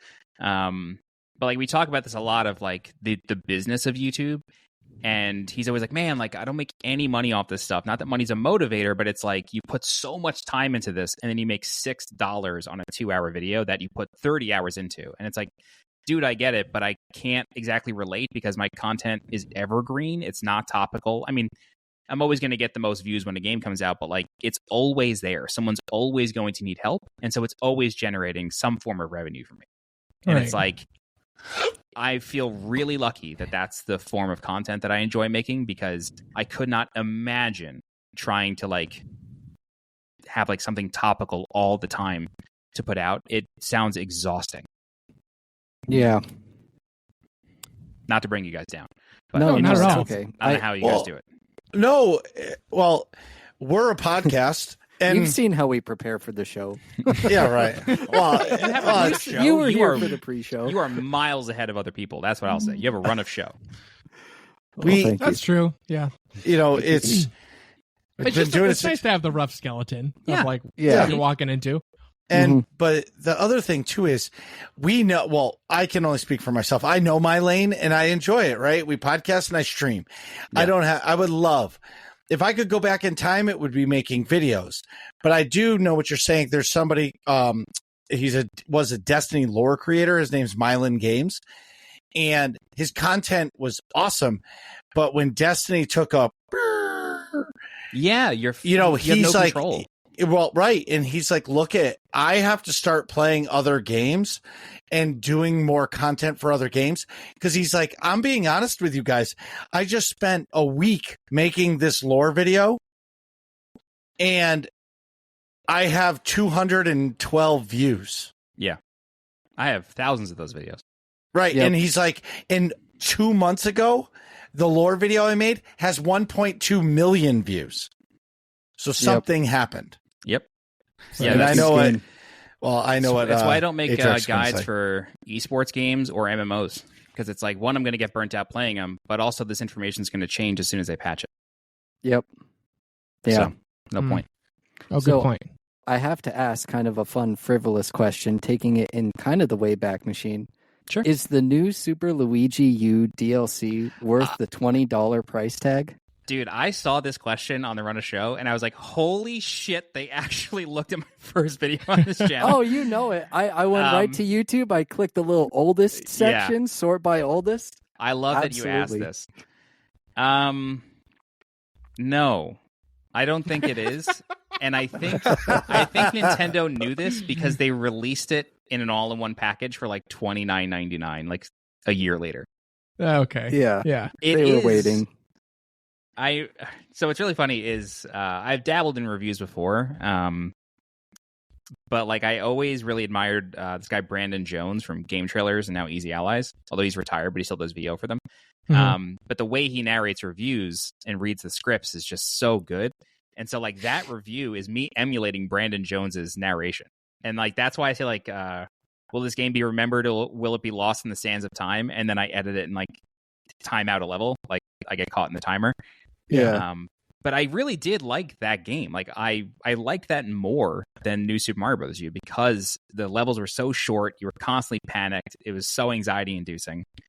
It's like Uncut Gems, the game. Like it's just like hours of anxiety. Yeah. Yeah. It's I just so love good. that you included your little death compilation. You will die Yeah. a lot. Oh my god, that one level was fucking infuriating. Loved it though. Great game. Highly recommend. I just don't think it was worth $20 on its own. Yeah. Maybe now. If Maybe the Elden now Ring it's worth- DLC is $25 and that's $20, you know you have a problem. Yeah. There you Yeah. Well, it's the Especially for the Nintendo Wii tax. U. Yeah. Right. Yeah, but A it's- console but it's no the- one bought. Yeah, but it's the Nintendo tax. Sure. I It's mean, funny. Tropical everything- Freeze never hey. goes on sale. everything that has Right. happened in gaming is all because Nintendo did it first. Actually, Atrax, you have an Oblivion map behind you. They kind of did it first with Horse Yeah. Armor. I was gonna say there's a lot of I don't know. So a lot of the firsts that gaming has yeah, but done without a lot Nintendo. of gaming innovation comes from Sure. Nintendo first. Absolutely. Yeah, like And the they Wii were- and all that stuff. Yeah. Oh, just all of it. Being a successful YouTuber, content creator, working in the game industry, what advice could you give to somebody who wanted to become a content creator, whether it's podcaster, streamer, work in the game industry, YouTuber, all of that? Yeah, so what I would say for the content angle is just do it. You're going to be trash in the beginning. Like, if you go and watch my first Video Game Central videos, my Long Island accent is fucking outrageous. Like, I don't pronounce R's. I don't pronounce G's. I'm slurring every word. But it's like, you got to start somewhere. And, like, you are putting yourself out there, especially if you're on camera, which, like, I actually stopped putting myself on camera for the most part. Like, I still do, like, monthly channel updates just to let people know how I'm doing and, like, what the plan is for the channel for the next few months out, and what I'm working on. But, like, I stopped putting myself on camera because it's like, why bother getting dressed to do voiceover for guides? Like, you want the game, not me. Like, you want my information, not my Right. face. I also could never figure out where to put my camera because I'm either blocking health or blocking inventory or blocking some text. So anyway, Something. just- and recording just- it separate. Ugh. yeah, just go do it. Just go do the thing. You're going to suck in the beginning. No one's going to watch it, but it's fine. Like, yes. the Gandhi Yes. quote of "be the change you want to see in the world." Like, I know that's a very austere quote, but like, just put the content out you want to see it out there. Like, part of my thing with guides is like, I hate watching guides that suck, and like, not that my guides are perfect. Like, I watch guides that are great all the time, but like, you watch a guide that has a 30-second dubstep intro, and it's just like, okay, like, I'm just fast forwarding this. Like, I'm not going to watch this. Stop wasting my time. Yeah. And so like, that's sort of how I modeled my YouTube channel, is like doing the opposite of what popular people do. In quotes, I used air quotes there for listeners.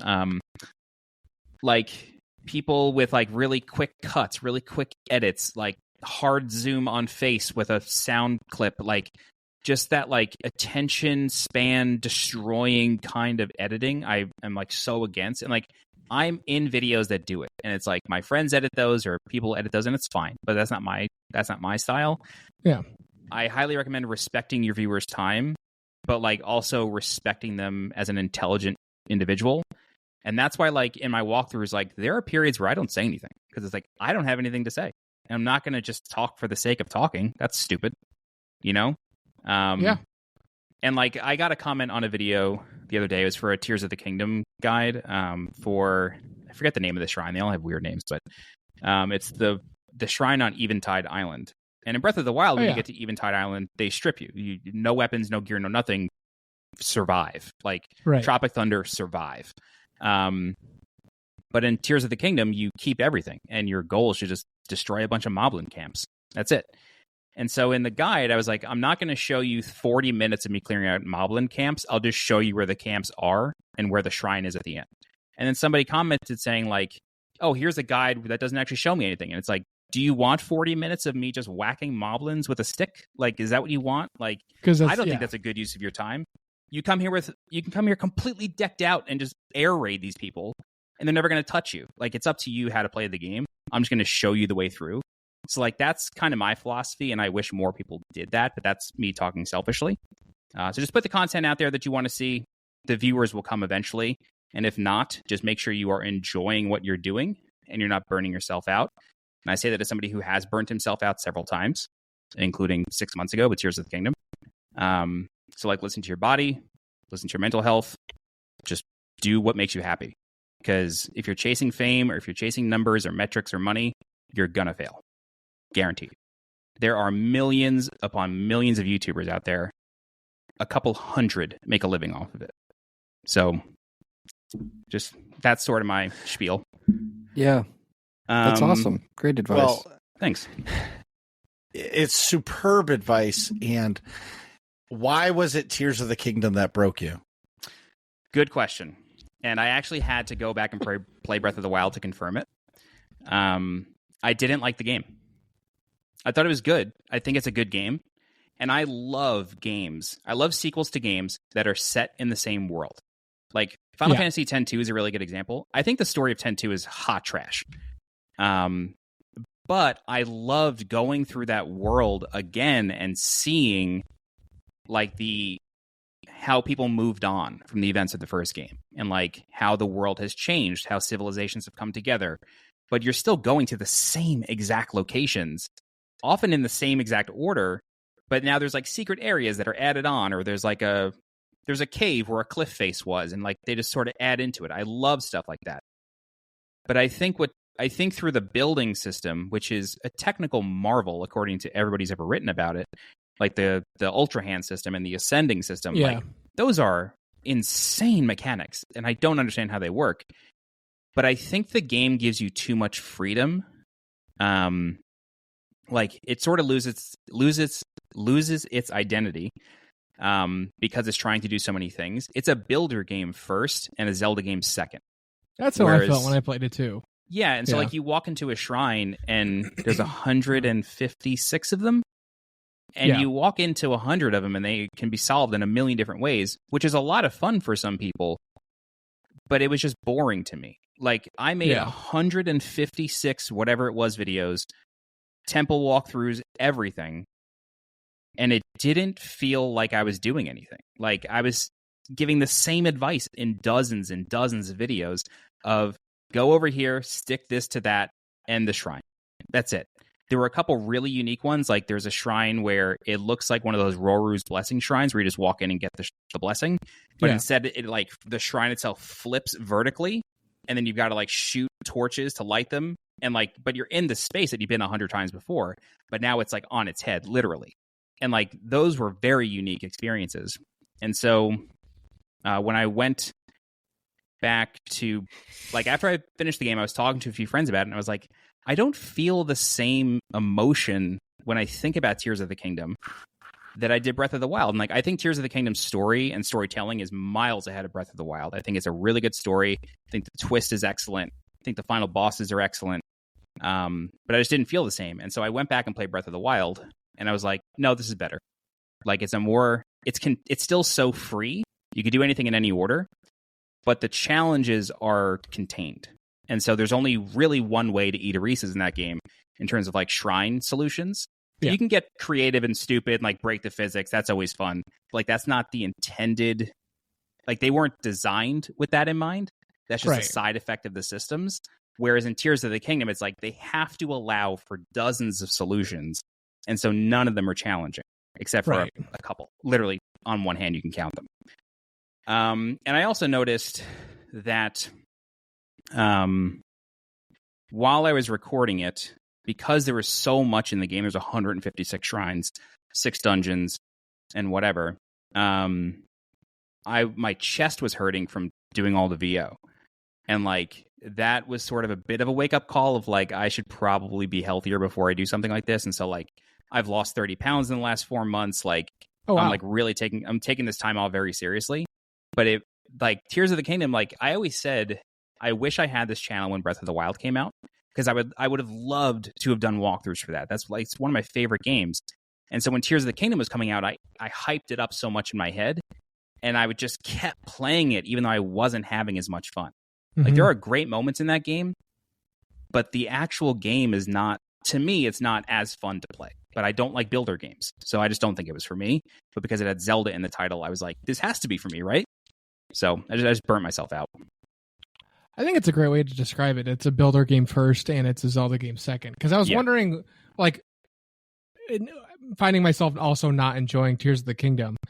I was wondering, like, is it me, or is there the game just weird? You know what I mean? Like, where's the disconnect there? But I think that's a good way to put it. For sure. I just think they put too much into the game to make it bigger than all they had to do is honestly change the story and make a clone of Breath of the Wild, and make the shrines different. Yeah. And people would have loved it. I think they just needed to have actual dungeons, and they still, this is like a total sidebar, but like the divine beasts were cool in concept. Like, it was a neat idea to have this like mobile dungeon that you were just inside of a machine trying to shut it down. Like, that's a cool idea. And they had interesting puzzles and interesting like mechanics and environments. Like, I remember the desert one, there's like a spinning column in the middle that you have to stop in certain places to access certain places. Like, that's a great idea. But again, because the game is so open, you can solve it in any order. So it never really feels like you're progressing through anything. It's just like, this is a big, long puzzle. And it's like, that's not what a dungeon is. A dungeon is a scary place with tough enemies and puzzles that will push you into those enemies if you mess them up. And like, they're dark and dingy, and they're dungeons. Like, they are like the literal definition of a Dungeons and Dragons dungeon. Yeah. But like, these two Zelda games just like can't really get it. And I was excited because I remember from the very first reveal trailer, the camera of Tears of the Kingdom, the camera like zooms into a cave entrance, and I was like, that's a dungeon. Like, we are getting dungeons in this game. And then we kind of did. But like, the only memorable dungeon was the desert one, the lightning tower. Right. But again, you solve it in any order. There's no real challenge to it. It's just dark. Yeah. Agreed. The Viking ship in the Wind Temple was incredibly cool. But again, it's just like, it's the same problem where you're not really going through a dungeon. You're just solving 5 puzzles and fighting a boss. Right. Stormville Castle, this dungeon, That's kicked my ass. There was this guy, this like knight in a room, and I walked into this room, and I was like, all right, I got to fight this guy. He did like 3 mega swings, and I was dead. Yeah, they were wind attacks with a spear. Yeah. And I'm just like, oh my God, what a dick. And everybody's like, well, you don't have to beat him. I'm like, fuck that. No, we're not quitting. You got to beat everything at least once. Right. Yeah. Yeah. In no quitters. All right. So I think it's important question time. So everyone on the show gets to ask this question, and there are many, many, many, many correct answers, but only one wrong answer, where if you choose this one wrong answer, the show ends, and that is it. Okay. The question is, what is your favorite ice cream flavor?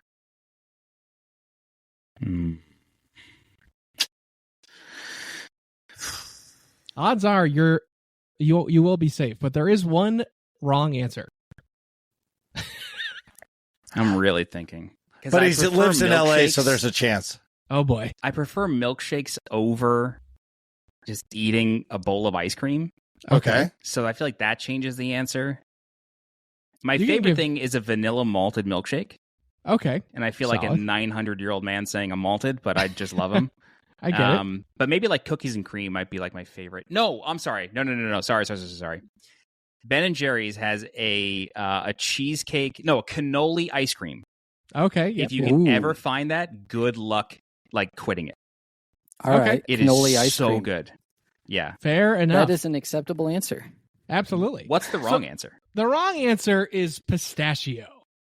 And It's the a waste reason of ice cream. Exactly. Yep. The reason being, of all the millions of amazing, amazing ice cream flavors in the entire world that you could possibly pick from, like, I can understand if you enjoy pistachio ice cream. I don't, but I can fathom I don't that. think I've ever had it.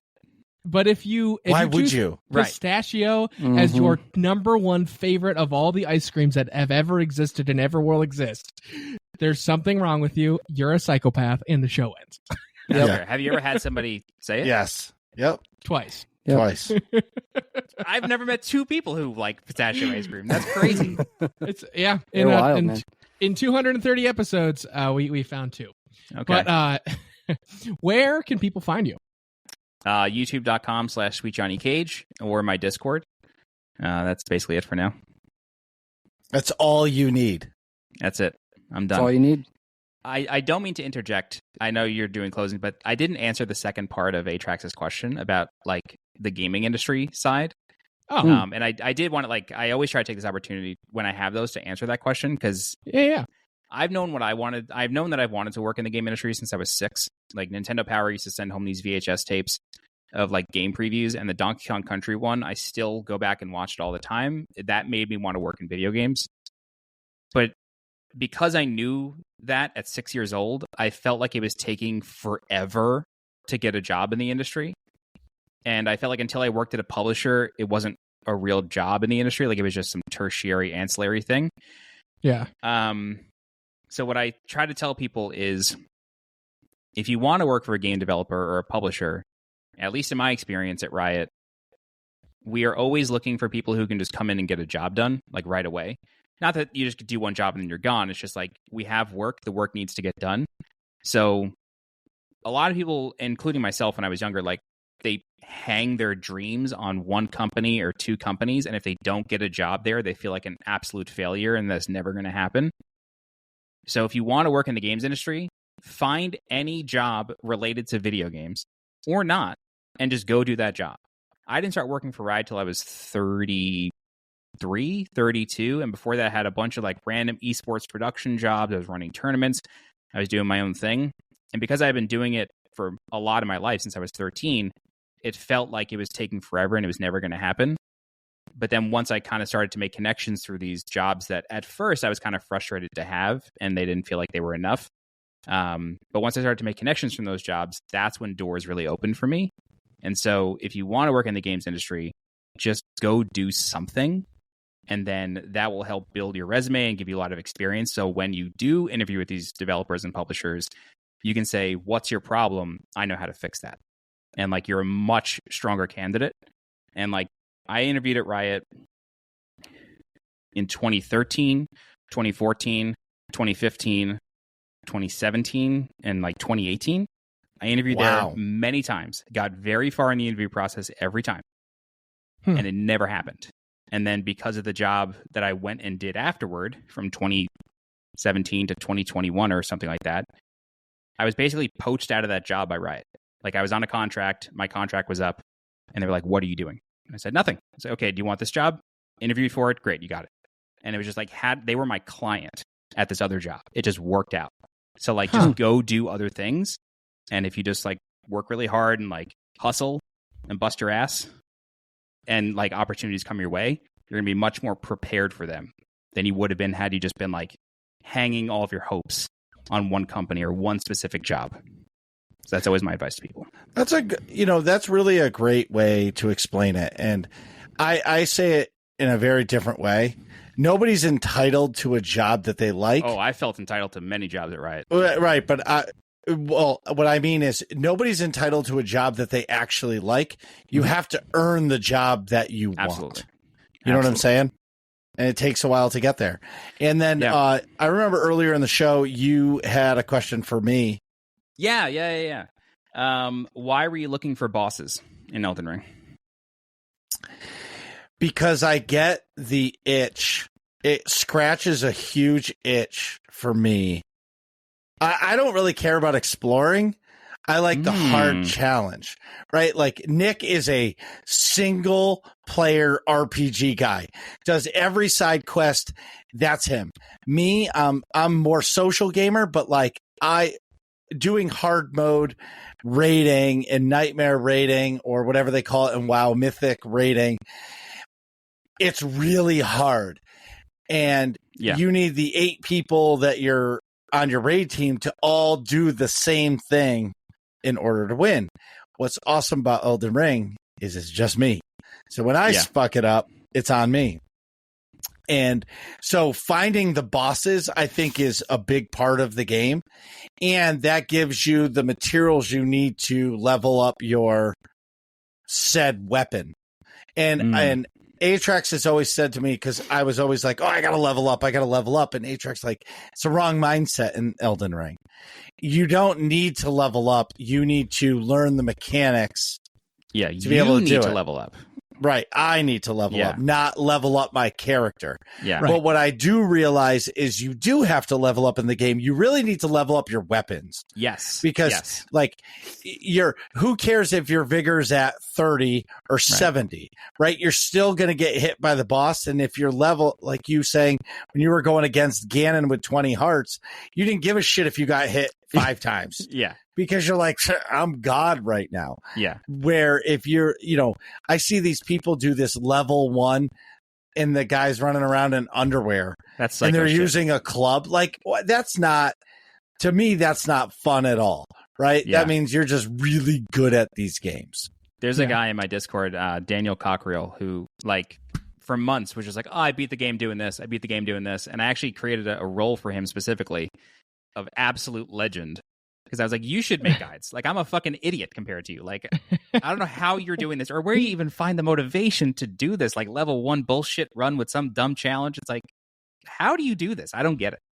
Well, somebody modded the game, I guess, and I was watching him on Kick, and he had every enemy was Millennia. I've done that for Dark Souls 1. I've done those. Okay. I just did a Bloodborne randomizer recently. I've That's on never my played channel. that. Well, I've never played any of them.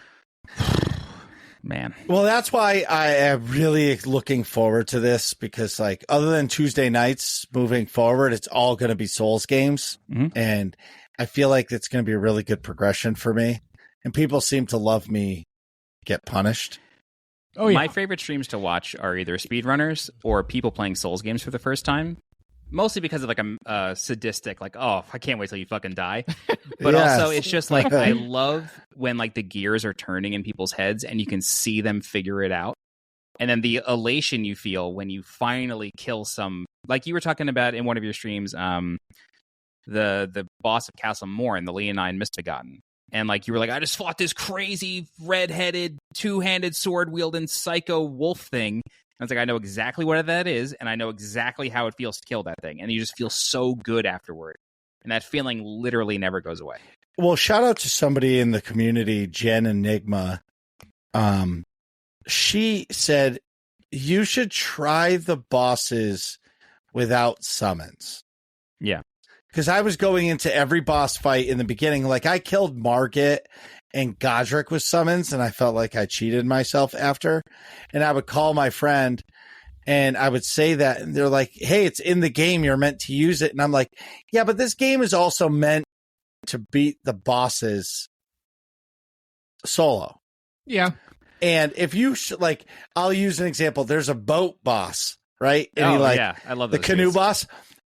That motherfucker is getting summons every time. Yeah. Just like those Bloodhound Fang guys. Yeah. Like, they're getting summons all the time. Yeah. Like, there's no question about that for me. You know what I mean? Mhm. But some of these other bosses, it's a really good feeling knowing that you did it yourself. What's the hardest one I just did? This guy, he was in a poison pool. He was a knight, and he had 2 weapons, and one was a poison weapon. One was some weapon called Scarlet Rot. I don't even know what I Scarlet know the Rot exact is. boss you're talking about. And dude, that guy fucked me up Clean for Rot an Knight. hour. Clean Rot Knight. The Clean Rot Yeah. Knight in Liurnia. Yes. Yep. And I came back to him, actually, my first time through. I gave up on him. yeah, well, I didn't, and I was so mad at this guy. And I have that first round luck always. Like, I go Yes. into a boss fight in the first round, and I got up to like this far of health, and he killed me because I was like, I'm just gonna hit him 3 more times, and I'm gonna win. And then he picks me up on a spear and he kills me. But then it takes me another 30 tries of getting to, like, I was getting him to like 3/4 health, Mm-hmm. and he was I know kicking exactly my what you're ass. talking about. Yeah. Yeah, it's like when you don't know to be afraid of something, you're just better at it. But then you get impaled and you're like, well, now I got to watch out for this impale move. What does that look like? And then you slow down and it just, yeah. The other thing I'll say about summons, like in the walkthrough, I do use them sometimes just to make things, especially late game. I use them all the time just because I felt like I did this once already. I don't need to suffer through this. If you want to, go ahead.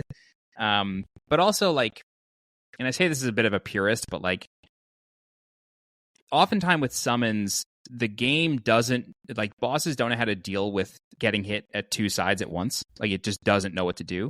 So oftentimes it kind of breaks the AI and you get a lot of cheap hits in. And so you're basically fighting a different boss. It's like a different encounter entirely.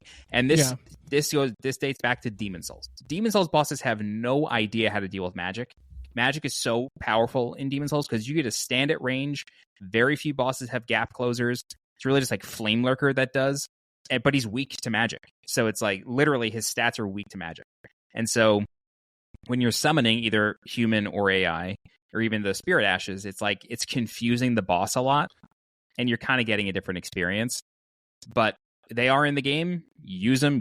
There's crazy magic in Elden Ring that trivializes the whole Well, game. I don't even know how to use magic yet. So I'm pure melee. I don't even know anything about all that, right? Yeah. All I'm doing is playing the game. And I went in the lake of whatever, and I found this castle, and it had this crazy tower, and I was like, oh, I'm going to go in there. And I go in, and there's a table, and it looks like you could place something on the table. Yep. And I find out that this lake through your guide that is all magic users. And I'm like, fuck. And I'm a melee character. I'm like, I'm going to get wrecked. Well, anyway, so there's some enemy in this thing. I'm going up the stairs. This guy is shooting crazy like arrows at me. I have no way to stop it. I was dying. And then I get up to him. No. No. It's some study hall. Yeah, the Carian study hall. Study hall. Yes. Yeah. And I get up to him and I start to hit him, and he starts swinging this blue sword. Dead. Yep. I'm like, what am I even going to do? And I left. That I was dude like, clearly, worse. I'm like, clearly, this is not for me right now. Yeah. Walk out the door. It is very much not for you. That area, specifically that building, is not for you for a very long time. Very long, like 20 hours later, you come back to that thing. But that enemy was patched. Like, he was worse. He could teleport when you get him to the end on the top floor. He could teleport, and like throwing weapons wouldn't even work. You basically had to be like, I chased him down eventually, but you basically have to be a magic user against him pre-patch. Now it's like a lot easier, but I think he teleports once and then he stops doing it. Well, you're fucking awesome, man. Thanks for coming on the show. Dude, I really appreciate you guys having me. This was a lot of fun. What are you guys talking about in here? Find out next episode of Working Class Nerds.